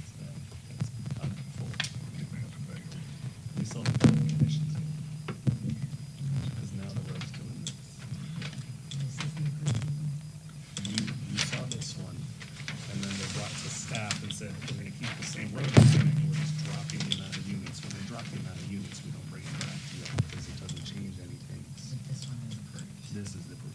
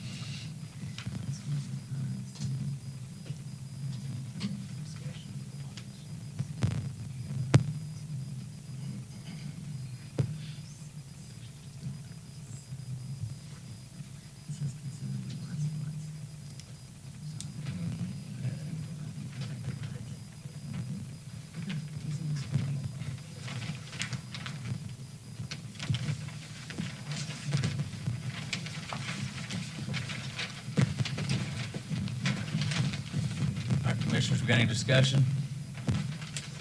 Been beating on this one for a while. S11, 2025. Well, if I looked at that correctly, I think I just counted, 11 lots versus the, what did you count, 18, 20, 19, that would be affected by it. So this would put potentially 8 more lots than what that currently has affected by that elevation. But as the engineer said, they're supposed to remedy it before we, right? What can we ask for? What can we give you to be more comfortable, or what more information do you need? I believe this is the first month you're hearing it. Well, for me personally, before we added more lots, once we start building out, I want to know how is it going to affect the people who are north, where they said they're going to build a bigger, to map out this 100-year plan. While we're in there, how is that going to alleviate any pressure or water pressure on the existing neighborhood? If we're going to build, are we going to be able to improve their lives with this basin?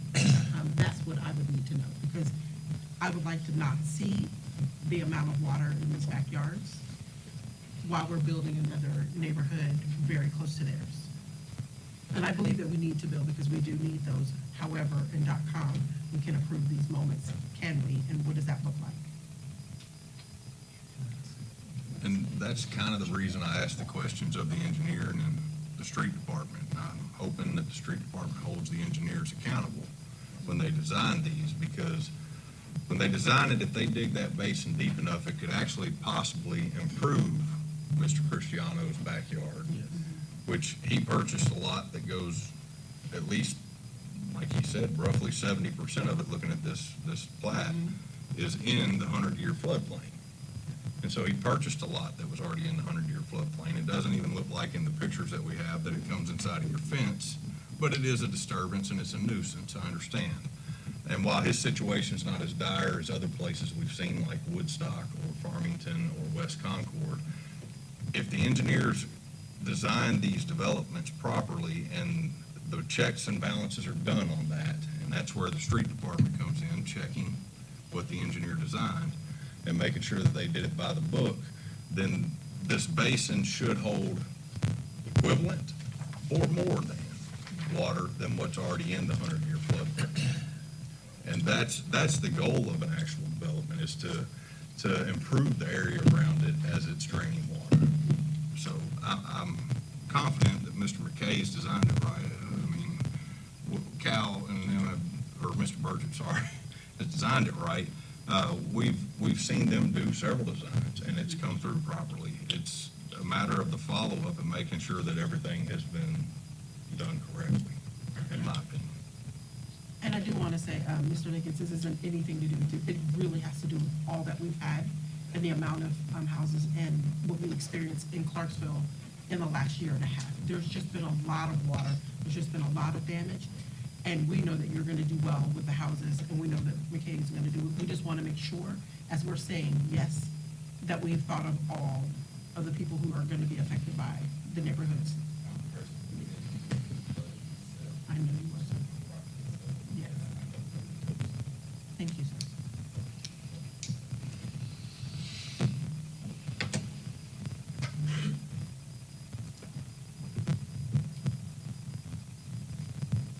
Commissioners?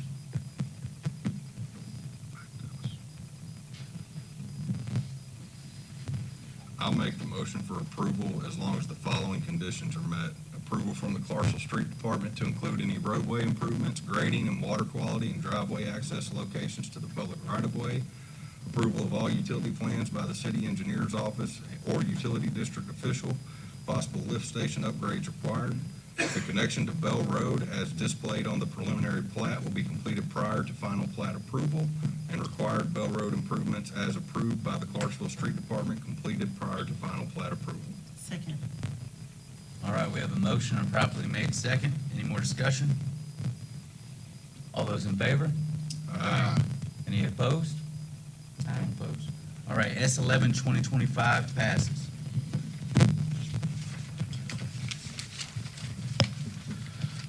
All right, we'll move on to the site plan portion of your agenda today. Please pull that up on your tablets.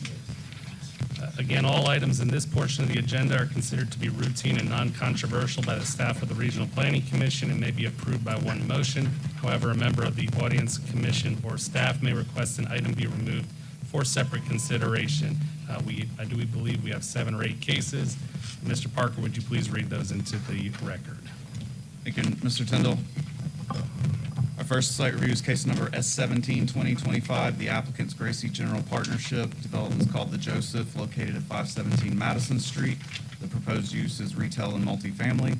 The staff recommendation is for approval subject to the 4 conditions listed. Case number SR 2025. Applicant's Turner and Associates Realty Incorporated. The development is Dollar General on 1000 Creek Way. The staff recommendation is for approval subject to the conditions listed, subject to the 4 conditions listed.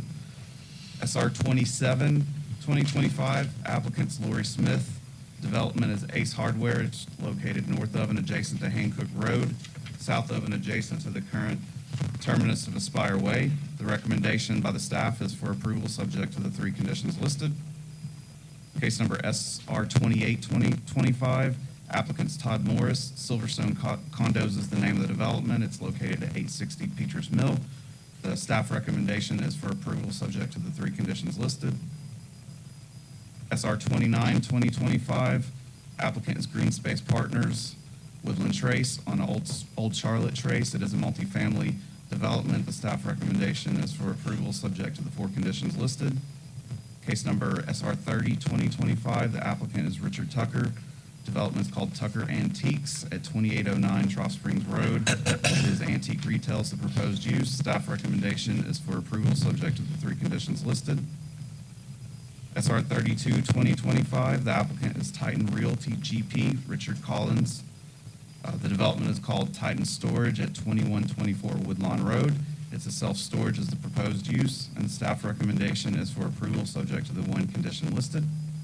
And finally, case number SR 33, 2025, the applicant is, Ken Jung-Soo, and it's LG Electronics Phase 2 at 101 Life's Good Way. The proposed use is warehouse and future manufacturing. Staff recommendation is for approval, subject to the 3 conditions listed. Thank you, Commissioners. Commissioners, I just want to follow up on one thing that was brought up at the informal, SR 27, the Ace Hardware for Lori Smith. Billy Ray could not be here today, did speak with him on the phone and through some emails. The drainage for Aspire Way and all that area goes to that lower area on Rollo Lane there. It then drains across Rollo to the Life Point Church property through the TVA easement, then goes under Rossview Road and continues south between the City Park and the Stones Manor subdivision. So it does not affect, I think the question was, does it affect the Farmington Basin? It does not. It actually sits lower than the Farmington Basins out there. In addition to that, though this property looks like it has a lot of impervious, they will, as the subdivision builds out with the remaining lots, there is a lot where he will have to continue to do some additional detention. That basin is getting near capacity for the 100-year, and he will have to do some additional detention on other basins as part of the larger subdivision when we see the remaining lots come in and other developments. So that will all get calculated out a piece at a time, but this one has enough capacity for this development and its impervious coverage. So I hope that helps answer some questions that were brought up on Friday. All right, staff does not need to remove any of the site plans from the agenda, consent agenda. Do any commissioners? Anyone from the public to remove anything from the consent agenda? Otherwise, there'll be a condition. Okay. Can we pull the Joseph? Sorry. The Joseph. Okay, that will be. Apologize. Yes. The first one, SR 17, 2025. Anyone else from the public to pull anything else from the consent agenda? Otherwise, they'll be conditionally approved per the conditions that Mr. Parker read into the record. All right, I don't see any hands. Commissioners, can we get a motion on the remaining consent agenda? So moved. Second.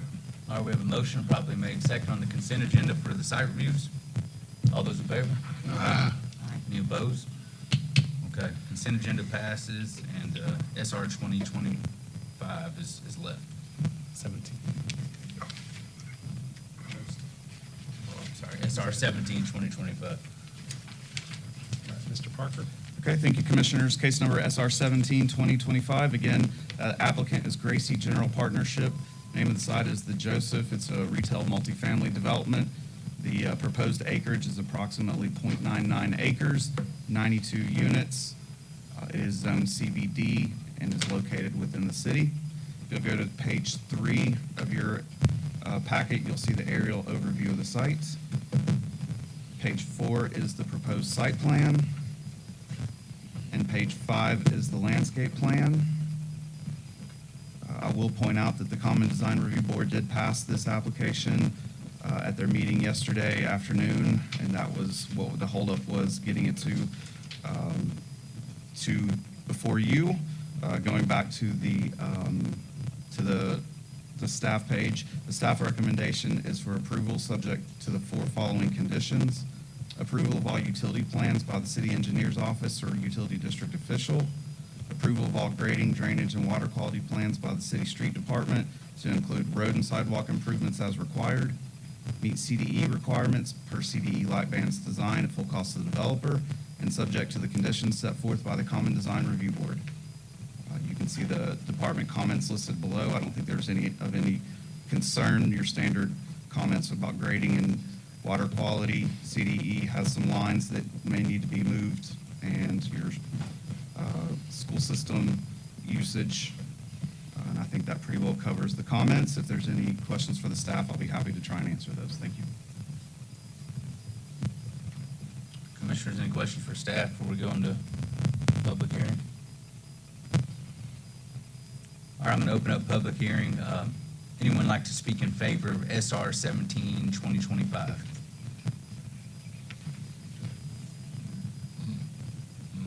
Good afternoon again, Cal Butcher with McKay Brooks and Company, 1545 Madison Street.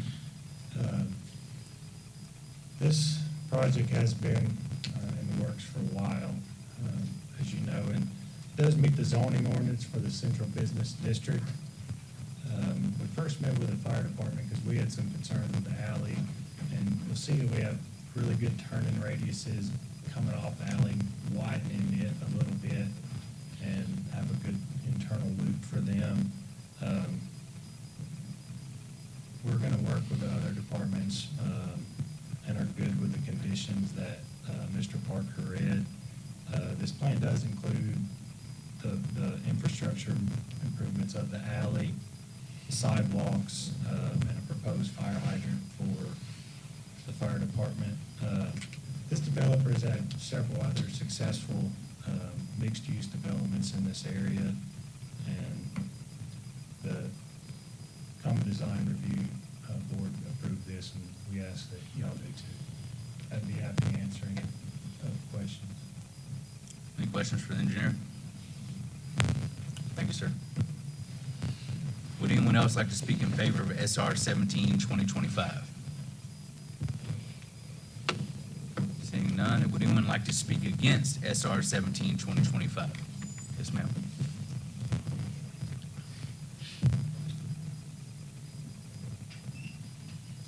Afternoon, thank you for the opportunity to speak. My name is Jennifer Rudolph. My address is 313 Hampshire Court. I represent a group of people who care about the history of our downtown and saving the history of our downtown, which we feel like would be a very good economic impact to save part of our history. People want to see historic buildings and homes in a downtown area such as we have right now. The guidelines for this property fall under the Downtown Urban Design Overlay, and specifically Chapter 9.5.3, that says the design standards and the guidelines are intended to preserve and enhance the special character of the Downtown Urban Design Overlay, and it is especially being sensitive to existing historic properties. We have existing historic properties to the left at the Bowling Hughes House, across the street at the Beach Northington home, and also what we call Cumberland Bank, which was the former Kesey property. We also have Madison Street Methodist Church, which is on the National Historic Register. We feel like that this plan, while it does bring in additional living for downtown, we do not feel like it fits in the size, in the height, and of the design. It does not fit into the historic feel of the surrounding properties. The recommended height for that area is 3 stories. There is special considerations if you want to go above the advisory height at key intersections, for example. This is not a key intersection. And the design of this property is very modern. Very, very modern. There is hardly anything about this design that fits in with the Dunlop Miller House, with Bowling Hughes, with Beach Northington, with the Kesey House, with Madison Street Methodist. We are trying to save what little we have left of our downtown historic feel. We would love to be able to come to some sort of good compromise with this developer. We're not against development. We want it to fit. We want it to be aesthetically pleasing. We don't want to drive down Madison Street and have this 5-story building sitting right on top of the road, blocking the view and changing the feel of what we have as historic. And I strongly ask that you all consider this. It will change the look of Madison Street forever in that section. And I would really like for us to consider denying the site plan. Thank you. Thank you, ma'am. All right, would anyone else like to speak against SR 17, 2025?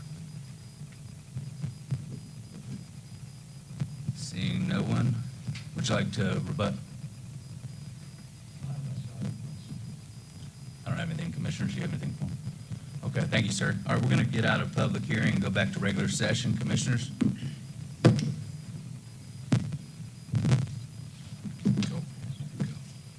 Yes, ma'am.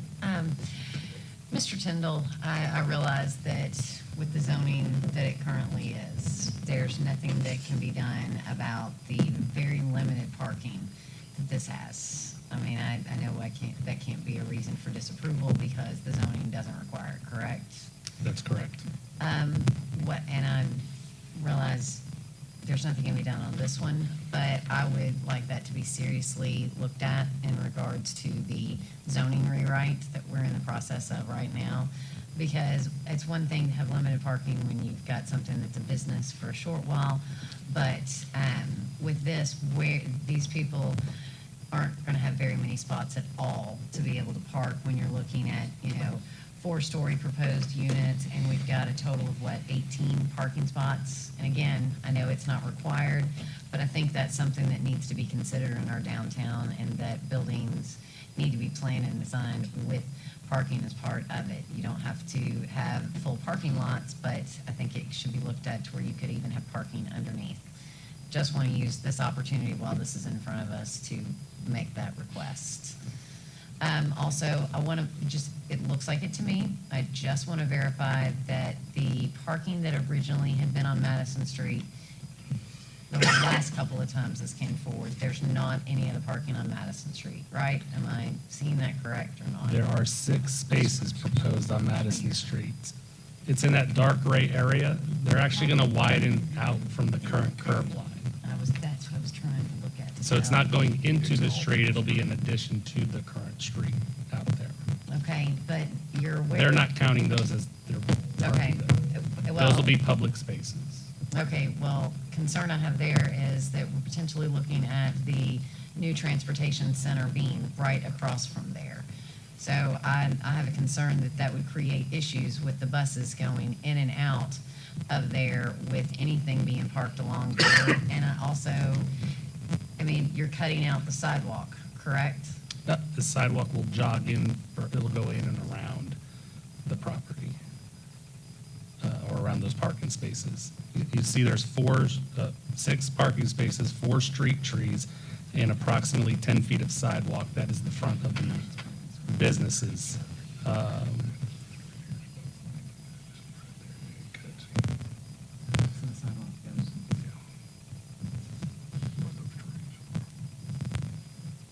think Mr. Kimbrough's got you, but I'll be happy to come over and point it out. No, he's. As far as the parking goes, I actually had asked the city mayor and the street department and the parking authority to look at, could we potentially bring Madison Street down to 2 lanes and use the entire north side of the road for parking, which you could get about 35 to 38 spots of parking out on Madison Street. I think there are concerns about the transit center, but it will still remain a 3-lane road for the remaining. And I think it should still remain a 3-lane road. I mean, that's a main thoroughfare that you have going to the downtown. I wouldn't be supportive of taking away one of the lanes to do that, especially when you think about we have events going on downtown now with the F&M Arena, and then when the Performing Arts Center opens, you'll have even more traffic coming down there. So I wouldn't support that anyway. But again, I do have concerns with those spots being along there, with that being where the potential site is for the transportation, and you'll have buses turning in and out of there. I'm afraid that is going to create an issue with parking right along there. I'm going to expand on what she Okay. said here too, anyway. I'm going both directions with what I'm about to say, but I did get a lot of phone calls, and when I say a lot, more than 3 would be a lot to me, insinuating that they're not going to allow parking in their lots. And some people downtown concerned with the lack of parking on the space.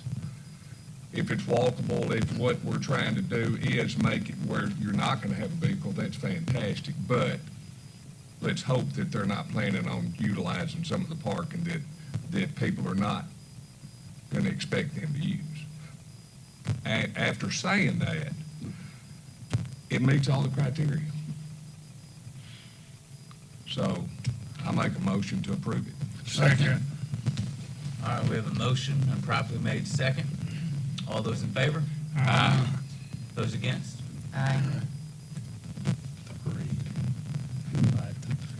5-3. SR 17-2025 passes. I'll just follow up because there was another question about what are we doing about the downtown parking situation. And I think if this were a lot closer to the several new decks that the city or county was building within, say, 3 or 4 blocks, it's on the 5 or 6 block away from the new city deck.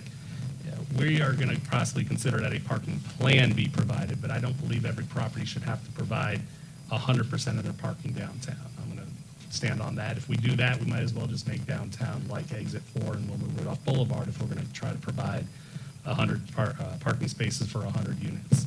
Hang on, did you say a parking plan would be required if? That's our plan going forward. It doesn't currently Just making require sure, that. Yes, sorry. that, we would just want to know what your plan is. And honestly, I look at downtown parking like a utility. If this developer doesn't provide enough parking, their units are going to fail and they're going to making an investment that doesn't work. Just like if you didn't have enough water, sewer, or electricity to provide to your property. I know it's hard to imagine in Clarksville, there are people who may not have a car or be able to put it somewhere else or maybe leave it on campus or find an alternative plan for it. Like I harken back to when I was in college, I used to park 4 blocks away and walk to my home and leave it there for several days at a time. I think another point was brought up that the bus station could be located 2 blocks away from this. And I think that's a perfect example of why maybe parking doesn't need to be near this as we hope to improve our transit services going forward and make a bigger, better walkable downtown, not just the Franklin Street or Commerce Street corridors, but expand several blocks out in each direction. We're an evolving town. We're growing out suburban-wise, into our 100 square miles of the city limits that we have.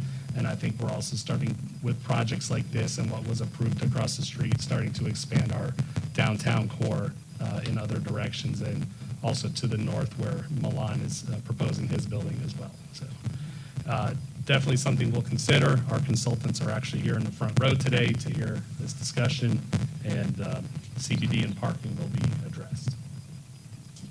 And to be clear, I wasn't trying to insinuate that it needed to have, there's 92 units, you need 180 spaces. There was no way, in no way was I saying that, but we have 92 units with 11 parking spaces. And like was referenced by Mr. Kimbrough, they're gonna have to go into other areas to be able to park, which again, I understand, but if you've got residential parking there and they're taking up, the spots, then how is anybody else supposed to come in and be able to park to be able to get to anything for short amounts of times versus people that are living there, or they leave for work and somebody comes in and takes spots in outer area.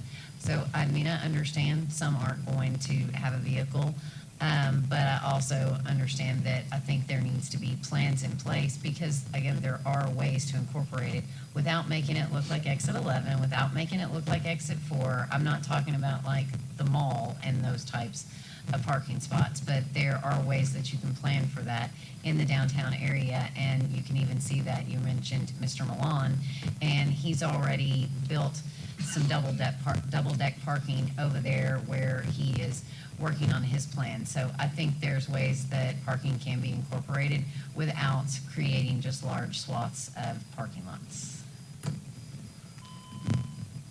We can talk about parking all day long. All right, we are done with the site plan portion of the agenda. We do have just a couple pieces of other business. So if you'll open your other business tab, the first part is the monthly profit and loss statement through March of 2025. Commissioners. I had a quick question. What's the uncategorized 100K? Okay, that came out of, we've been holding that for many years, and our audit consultant said we needed to dispose of it. I think Ronnie might be able to give you a better accounting explanation of that, but it's a line item we've been holding for many years, and in order to zero out QuickBooks, we had to put in a line item to fix that. I'm sorry if that's not good. If you want to defer the P and L if that needs to be answered before. Yeah, you let's approve defer it. Let's get a better, better answer on that. And what line was that? It's just the uncategorized expense, 100,000, 227. Correct.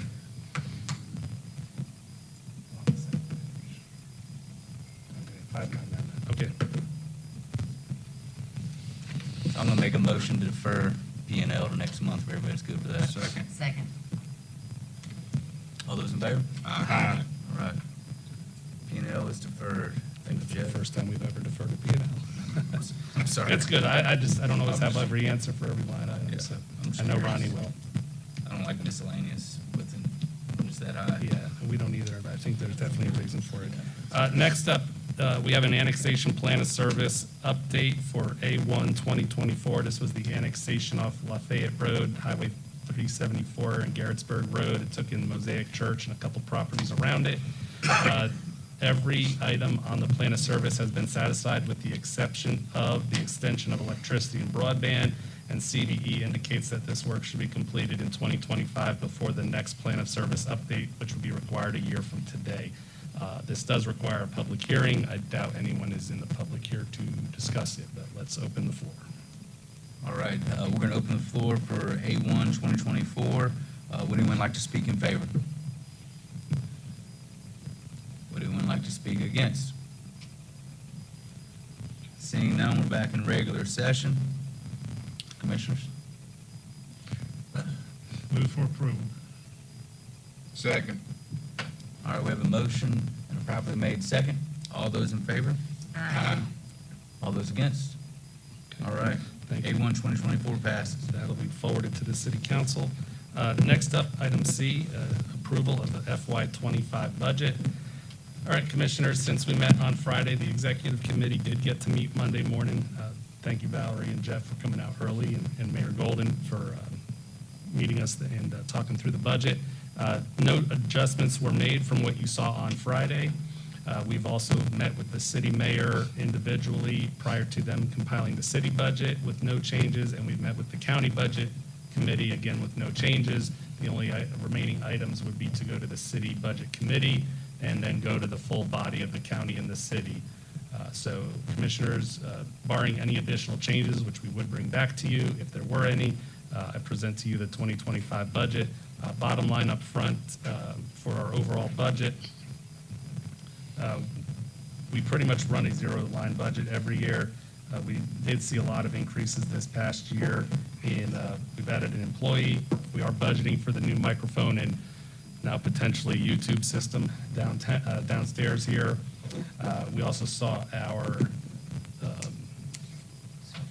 retirement benefits did go up quite a bit this year to the tune of almost $70,000 through the state retirement system.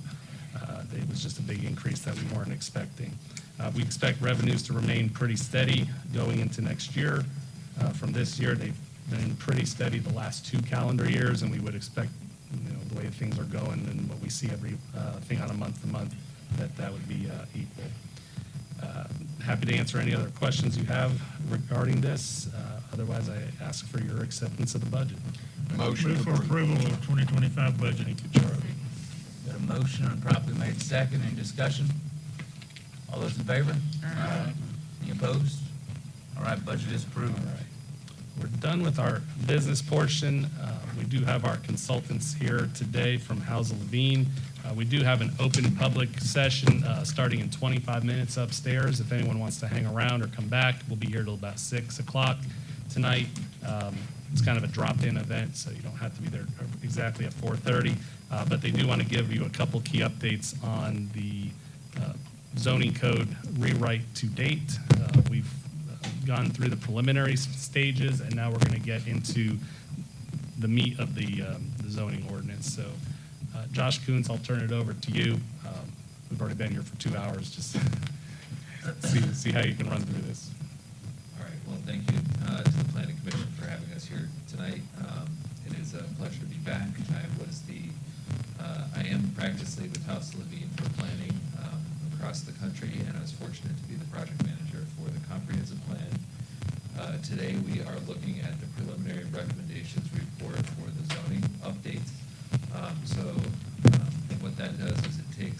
some of those should statements in the comprehensive plan. The city and county should do this, the city and county should consider this when it considers land use growth, development, and it starts to discuss how that can dovetail from policy into your regulatory documents, your zoning code.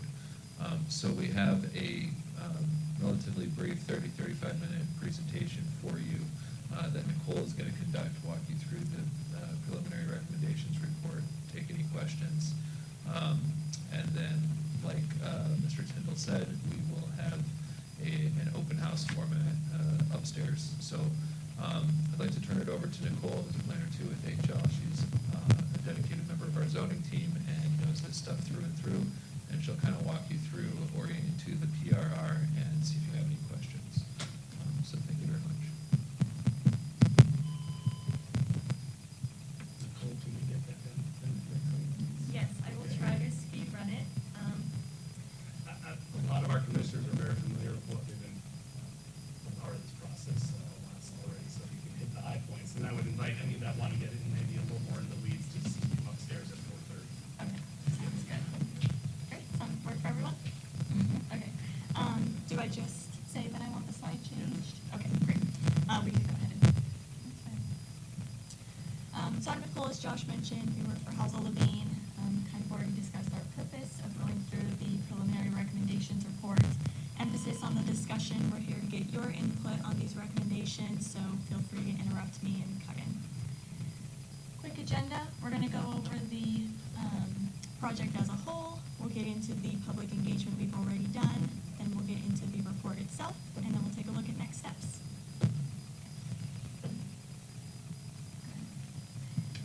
So we're rewriting the zoning regulations. As Josh mentioned, the comprehensive plan is kind of visionary. You've already worked through a lot of what you guys want to see implemented, and then the zoning regulations are what we refer to as like the teeth of the comprehensive plan and setting actual technical detailed standards and kind of bringing the comprehensive plan to life. So this kind of work should take time. This is our full scope of work. Right now we are on task 3, which is where we look at the existing regulations and kind of set a game plan for moving forward. Okay. So the people who live, work, and spend time in CMC definitely know the community best, so we want to hear from them. These are our 3 engagement efforts that we've had so far. The open house and the focus groups were a part of the kickoff for this project back in November of this year. The summaries for both of those events are listed there. We went over missing middle housing, parking landscaping, amenities, and then compatibility with the existing neighborhood. The online questionnaire is still live. We've had 230 participants so far. So if you haven't taken that and want to, the QR code is there, and it just covers the same topics from the open house. So now getting into the actual report, the main purpose is just really looking at our existing regulations, determining the strengths and weaknesses, spending time with RPC staff, the public, making sure that we have a consensus before we move forward with drafting the regulations. So these are our key themes, is what we call them. We kind of break all the recommendations up. We have the development process, housing, parking, general updates to district and land uses, and then open and community space. While it's hard to believe that these aren't just the main themes for every community, they are unique to CMC, and they're identified through the comprehensive plan process, public outreach, conversations with staff, and then our own research looking at GIS, comparative communities, and then other communities that we've worked with. Before we really get into it, I just want to say every community is experiencing growth, and so these recommendations aren't about making CMC the largest or most innovative community. It's really about managing growth in a way that's respectful to the identity of CMC and preserving the rural character as much as we can. So the first one is streamlining the development process. First, we want to take all approval procedures and put those into one chapter. So that'll have all of the steps for each review type, whether it be conditional use permit, site review from submittal to final decision. So developers know, okay, these are the steps that I need to do to get my project approved. And a lot of the times we use flow charts like this example diagram here. Another way to streamline this section is to take all of the application and notice requirements out of the code and put those in a application manual that's established and updated by staff. So we have, so then our final point for the development process is to have more administrative approvals. So this is setting clear standards that are reviewed and established with RPC through the zoning process, having clear criteria, but then the projects are actually reviewed by RPC staff. So if a project doesn't meet that criteria, it would still go through the regular RPC review process. So for our first kind of discussion question, we're just interested in your guys' opinion on having more RPC staff approvals.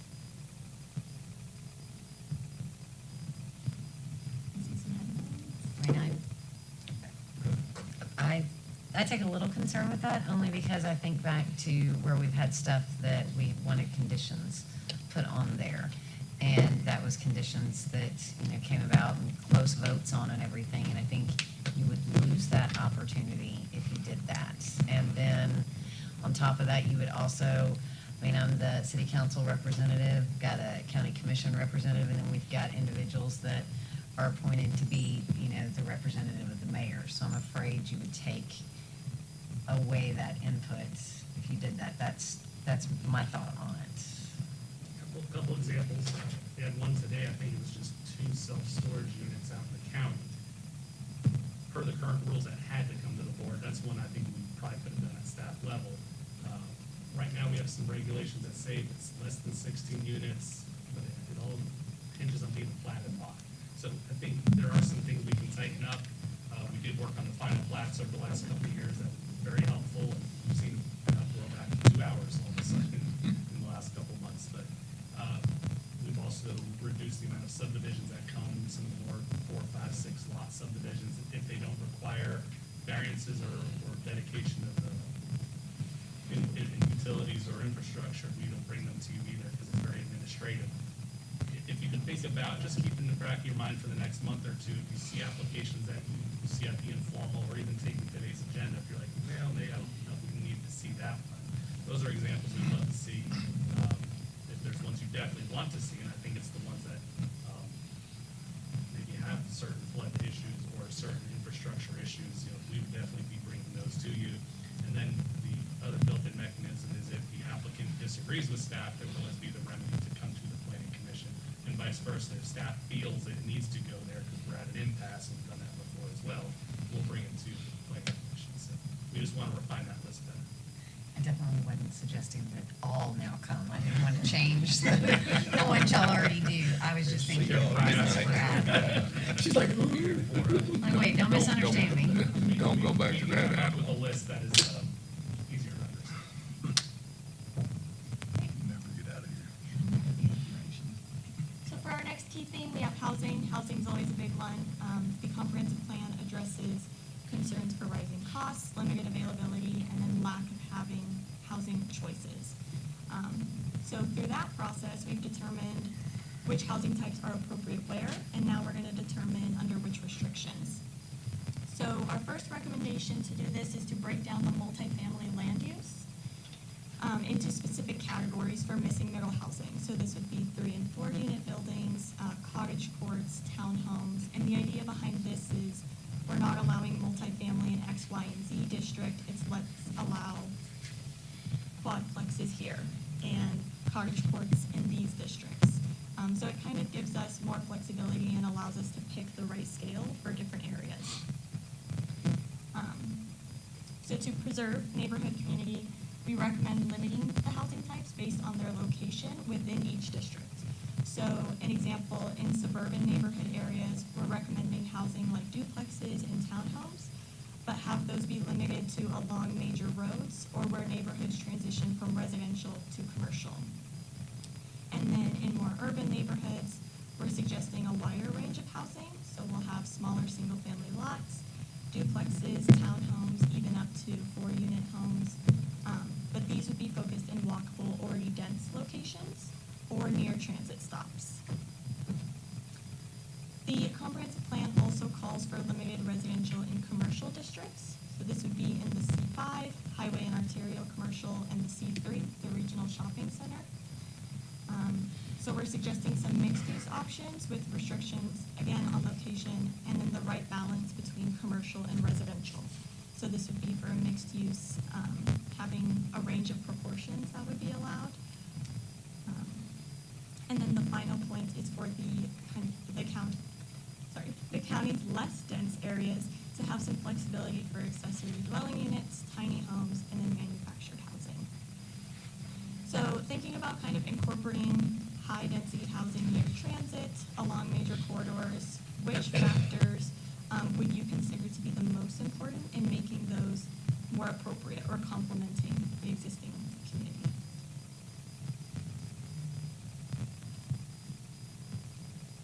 One of the things might be parking.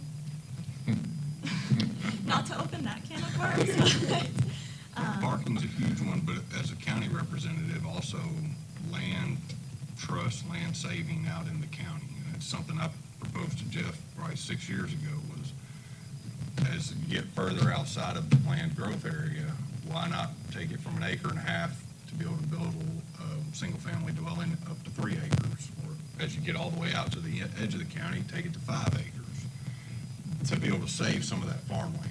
Because the hardest point to get across to constituents is the more that we get denser inside the city and the more that we keep it a little bit dense at the edge of the city, the more farmland we can save. Because what is it, 26 units per acre max yield, 16 units, 26 per acre? 16 is the max, we see it usually 10 to 12. So 10 to 12, that's how many acres of farmland you're saving every time you approve an acre of land inside the city to be multifamily. And while people may not think that's a huge deal, it actually is. It's a really huge deal because the number one concern I hear from my constituents, because I have a very small portion of city limits, is how do we save our land? How do we save the farms? Well, Tennessee has a land trust set up, and you may want to look at that and incorporating that for knowledge inside of this. There is a Tennessee land trust to help farmers. Maybe make it known. I don't think it's a very known thing. Put it inside of these zoning codes and regulations as a reference in there somewhere.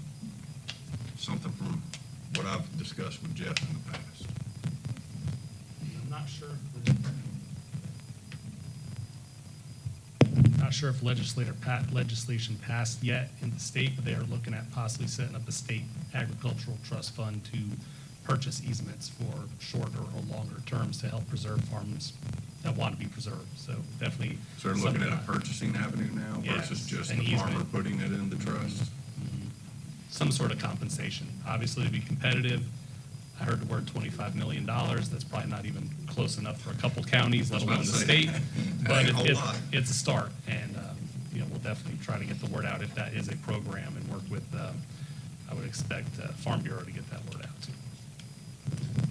And like you heard me say earlier, and like you mentioned, I mean, the parking, especially in your downtown areas, because I think about where Bert Singletary had a plug that he brought forward to us, and he incorporated parking up underneath, the apartments, in addition to outside parking. But I think there's ways that can be utilized and required at some point during the process. One thing before, I know you gotta go, but one of the things I think they'd love to get a minute or two of your thoughts, the C2.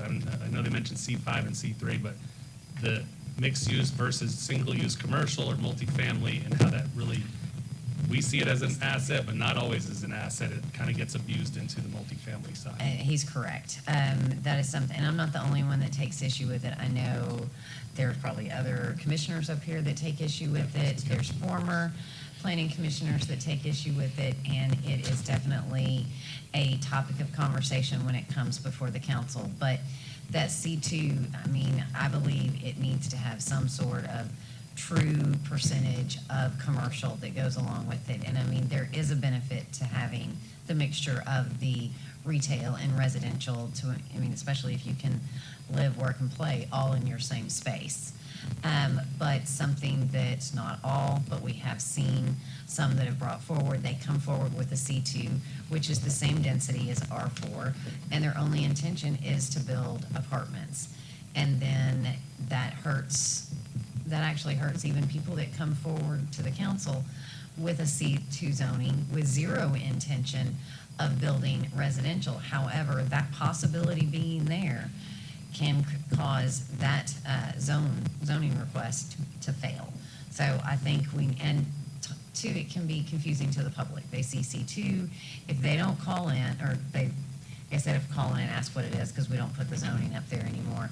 But if they're thinking it's commercial and it's not going to be residential, whereas it could end up being R4. So I think that's something that C2 consideration needs to have, whether it stays C2 or however it's done, it needs to truly be a mixture of commercial and residential, if that's how that's going to work. And not just the office for the apartment complex. That does not count as equating the commercial in there. Great, thank Or you. a gym. Huh? Or the gym. Great. Okay, well, we'll go ahead and go to the next slide.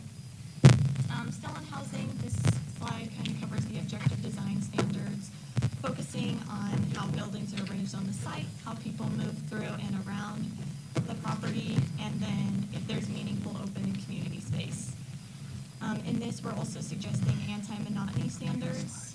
That is just a tool to make sure that homes don't all look the same. So it'll cover things like building facades, roof lines, to avoid the like cookie cutter style of housing. So by including these design standards in the zoning code, we're creating more predictability for developers and for staff and the community to ensure that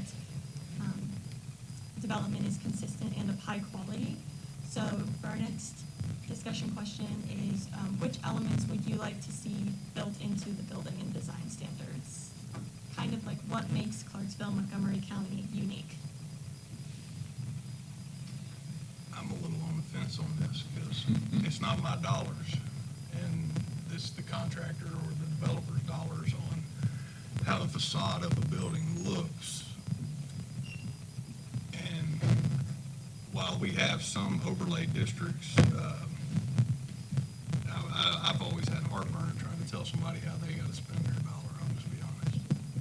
You know, you can kind of hope that they're going to keep in tradition with the area.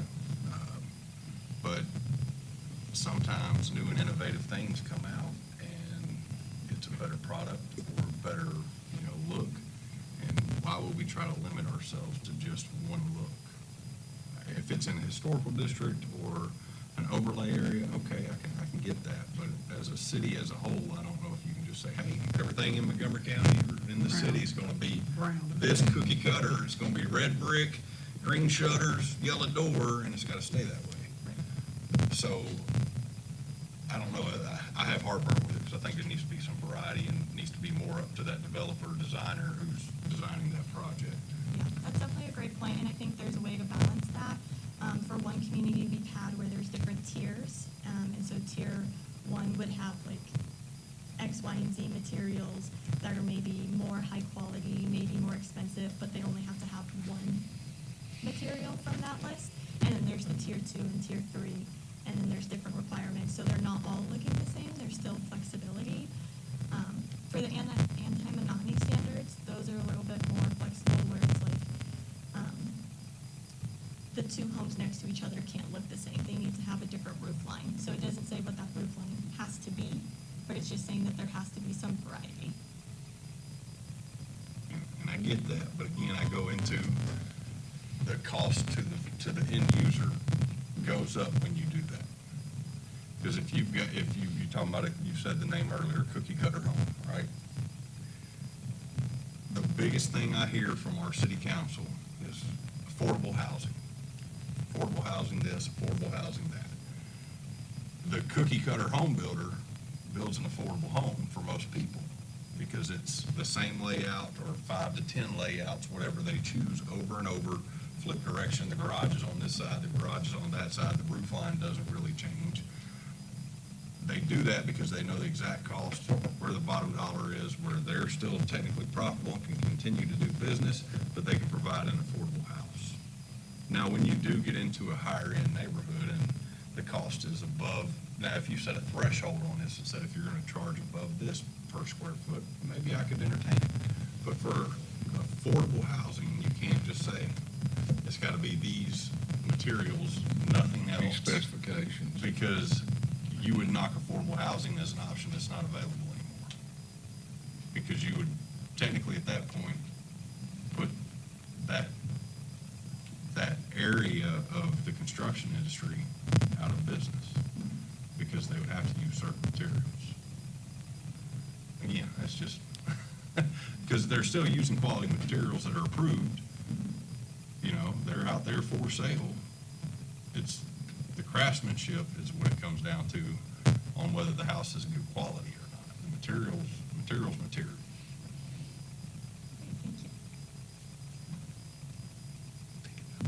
Sorry. I'm taking notes. I got you. You're trying to keep it at 10 to 15, I'm over here jabbering. That's okay. Okay, we want to go ahead and move to the next slide. Another way to expand housing options is to allow mixed use. We recommend mixed use with commercial in the front, and then housing above or to the rear.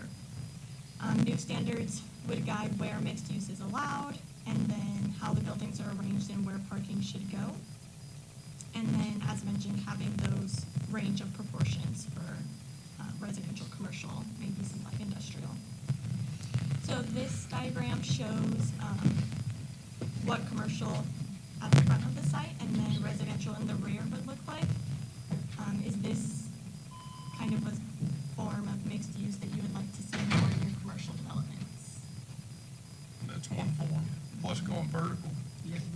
You know, commercial on the main floor, housing above it.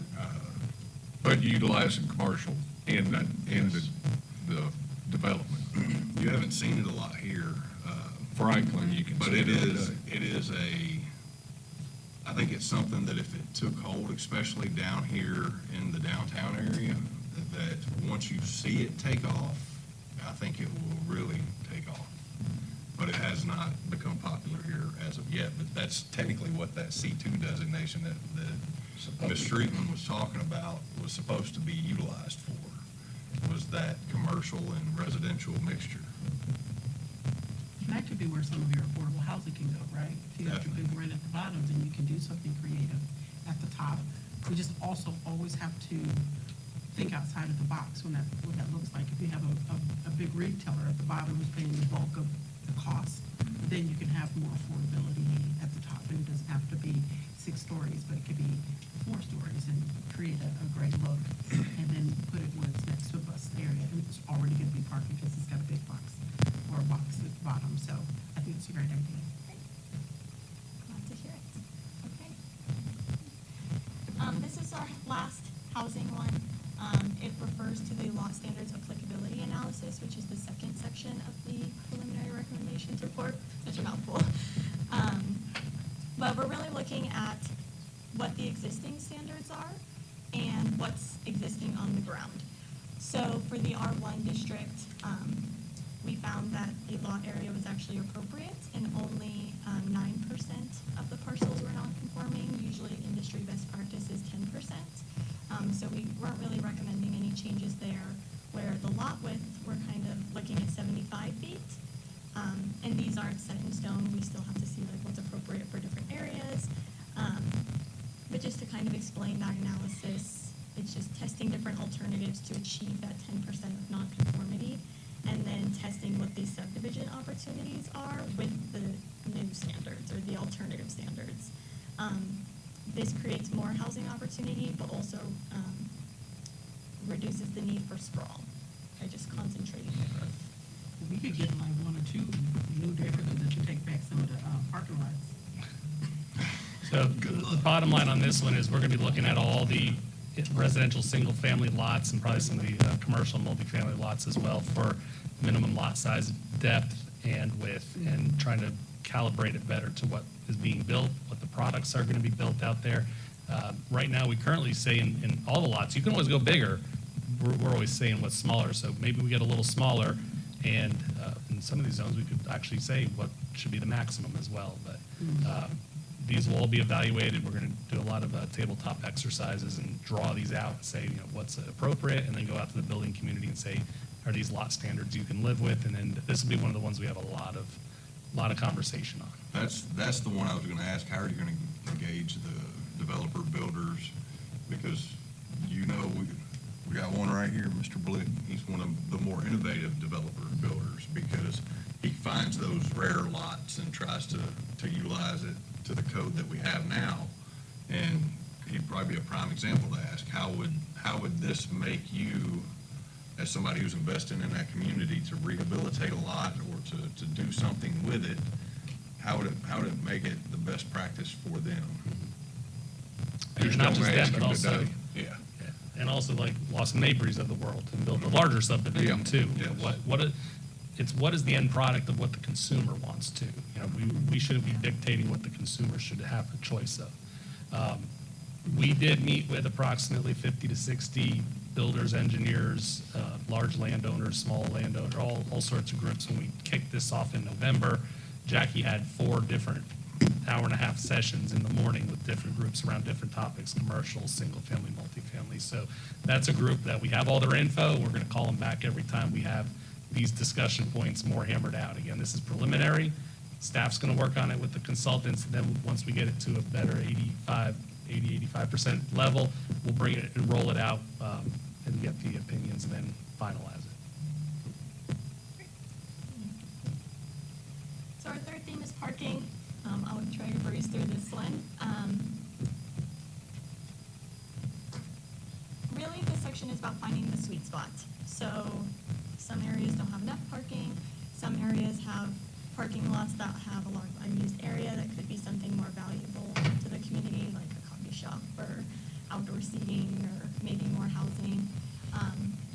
So these recommendations really revolve around that. So our first is to base multifamily parking on bedrooms and not units. So right now, the code requires the same amount of parking for a 1-bedroom as a 3-bedroom, even though they have different needs. So we're also recommending lowering parking minimums for commercial uses and then introducing parking maximums. So this would limit it so that the demand is actually guiding the requirements. When you do that too, as far as lowering the minimums, it's one thing to lower the minimums, and it's another one to try to build lot space into an area that really is not available. So when you get a parking lot that they make the spaces for a compact car only, it makes it kind of tough. So just limit the parking. Don't try to say you got to have 40 spots in an area that only will hold 20. Yeah, right now, our spaces are 10 by 20 feet. We don't have a compact 8 by 18 level. We could consider maybe letting folks do maybe 10% of your spaces could be motorcycle and compact spaces in some of the bigger commercial things to just help reduce that square footage need. And You need to go measure some of our required code parking spaces. Yeah. So disrespectful. Then another, kind of like bringing back to those administrative adjustments from the first key update theme, we're looking to have some parking adjustments here as well. So these would apply to properties that are near transit or have on-street parking within the proximity or offer affordable housing. So the idea would be that staff would be able to approve parking adjustments, and this table kind of shows how that would work with specified criteria and then the appropriate adjustment for each type. So for transit, on-street parking, or the affordable housing, it would be different. So for our question here, we're just asking if you would support a staff approval for parking adjustment. Great. Okay, next slide, please. Another important part of parking is multimodal transportation. As we kind of reduce parking, we want to improve the ability to have public transportation, biking, walking, walking. So first part is biking incentives, and then we also have the compact spaces here, so having that option to just effectively use space. And then also requiring on-site pedestrian walkways for the buildings, the parking area, and the public. And then we'll take a look at parking design, looking at landscaping, where parking is placed, so having that shielded from the public right-of-way and having that to the side or rear.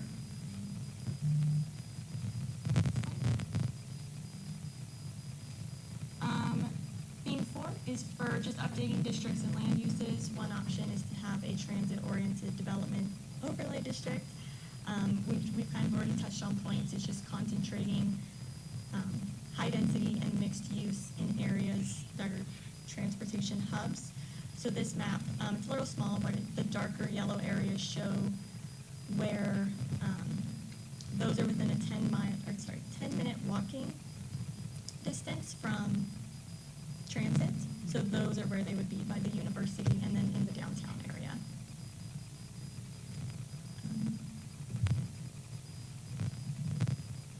I'm trying to go through it, but if anyone has anything to add, just feel free to jump in. These are those adjustments to the C2 district. So for a lot of the districts, the name that currently exists may not be appropriate, so we're looking to update some of those. For the C2, making it more clear that mixed use is offered there, and then again requiring that minimum commercial component. And then for the allowed uses, just offering small-scale commercial uses in the office districts, and then updating the C3 district, just to make it more clear, making sure it's a valuable district to the community and serving updated needs. And then we'll also take a look at the long-term need for the M3 district, and just seeing if we want to reframe that or remove it altogether, just because it's underused. So any thoughts on either of those? Great. Car wash in the Dollar General zone. Yeah, maybe that. Okay, so this is where we get to open and community space. We want to introduce a new parks and open space district. And then the other recommendations really have to do with having accessible and functional open space in new development.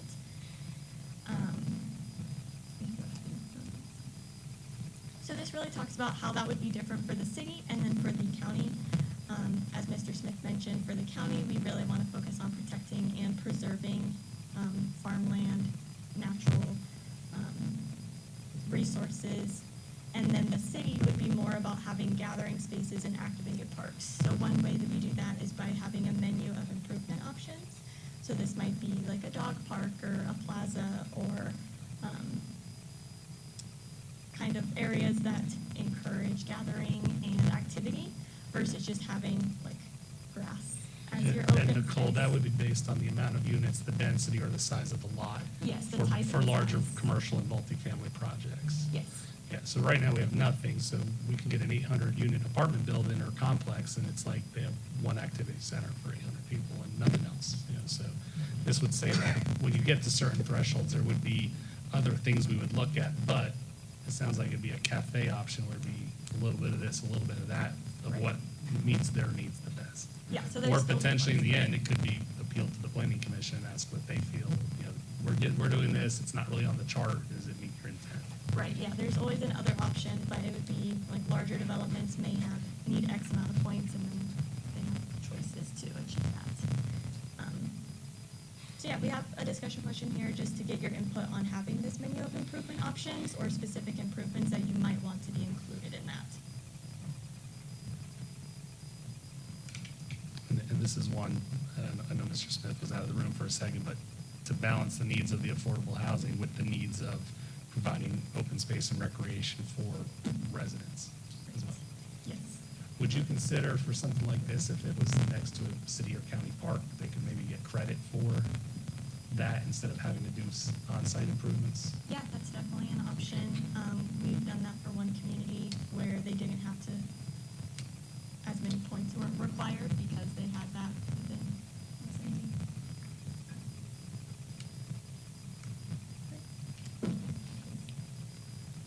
So this portion here doesn't, won't be implemented in the zoning regulations. They're just things that we found in our research for complete streets and subdivisions to kind of protect the rural character. So the first one is road improvements and design, including those multimodal elements like sidewalks, bike lanes, multi-use paths.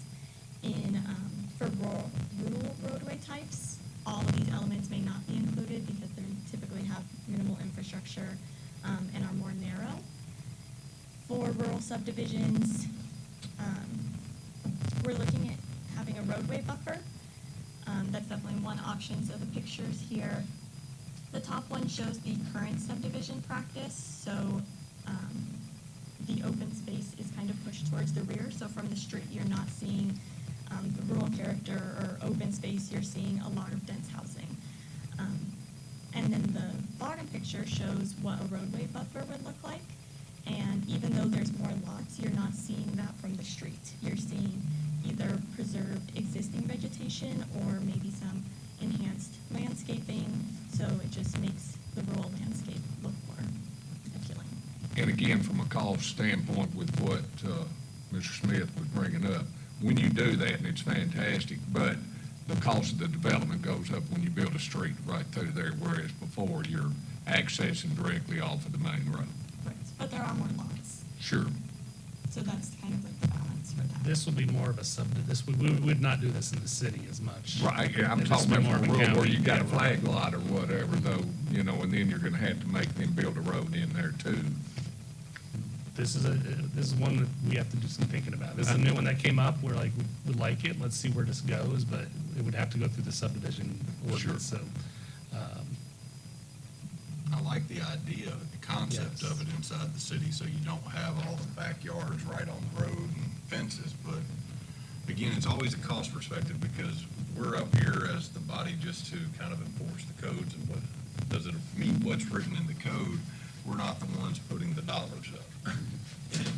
And that's why we want to have plenty of meetings so that we can there's going to be places where we don't agree, but there's some places where we're going to have to say, this is what big cities are doing. This is where we have to go. And there's areas where I think we can make some concessions for the Clarksville way. But again, we're on step 3 of 8 steps here, so we'll have plenty of other meetings, and we're going to try to bring the development community along as much as possible and get all their input without really losing sight of the entire vision. Is that the last one? Yes, so. All right.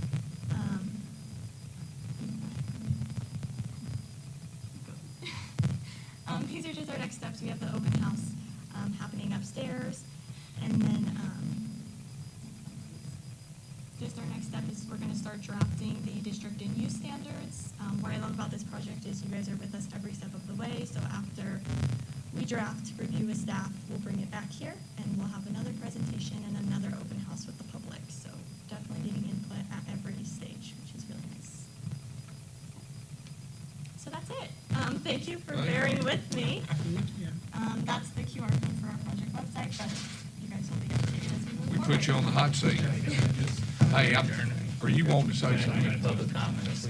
I just have one last quick comment. We've worked in a lot of communities that have tackled some of these things, and there's been several times where I've been out in communities where I've gotten this exact question. Why aren't we getting, such and such community down the road is getting the brick McDonald's or the nice facade Walgreens? And why are we still getting their cookie cutter model? Or why do the subdivisions down the road look so nice and we get rows and rows of the same types of housing? And it does affect that visual appeal in the rural neighborhoods when it's like, okay, all of a sudden there's this subdivision and people's knee-jerk reaction to monotony is, that doesn't look good. Some people aren't even sure why they don't think it looks good. And what we found over and over again is that communities that ask for the best, when a developer, whether it's a commercial developer or a residential developer, they've already come forward with a proposal. They basically know that these things pencil out, and they know what their margin is. And communities that do ask for some of the stuff that Nicole just presented, they tend to get it. So that's not to say every single thing in there should go forward, but communities that do ask for this stuff start to see a difference over time. So just a last little 2 cents there. Thank you, sir, appreciate it. All right, so I guess we'll open it up to public comments here at the end. Anybody have anything Go they'd like to Vols. speak about?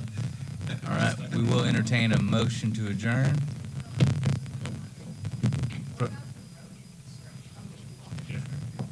It's not a discussion. You can make a statement if you want.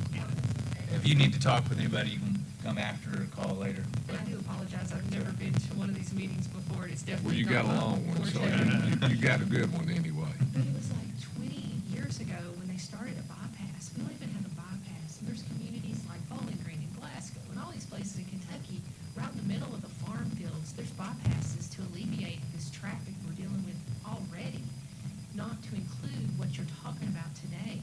To me, this is like the face of Clarksville is leaving, and I just, yeah, I mean, I'm old, I know that, but it doesn't feel like Clarksville with listening to what's gonna happen in the future. But then just right now in the immediate, if some people take close to an hour sometimes getting from one side of the county to the other just to go to work in the morning or the afternoon, that seems to be a huge problem that needs to coincide the resolution with all this housing that's being talked about.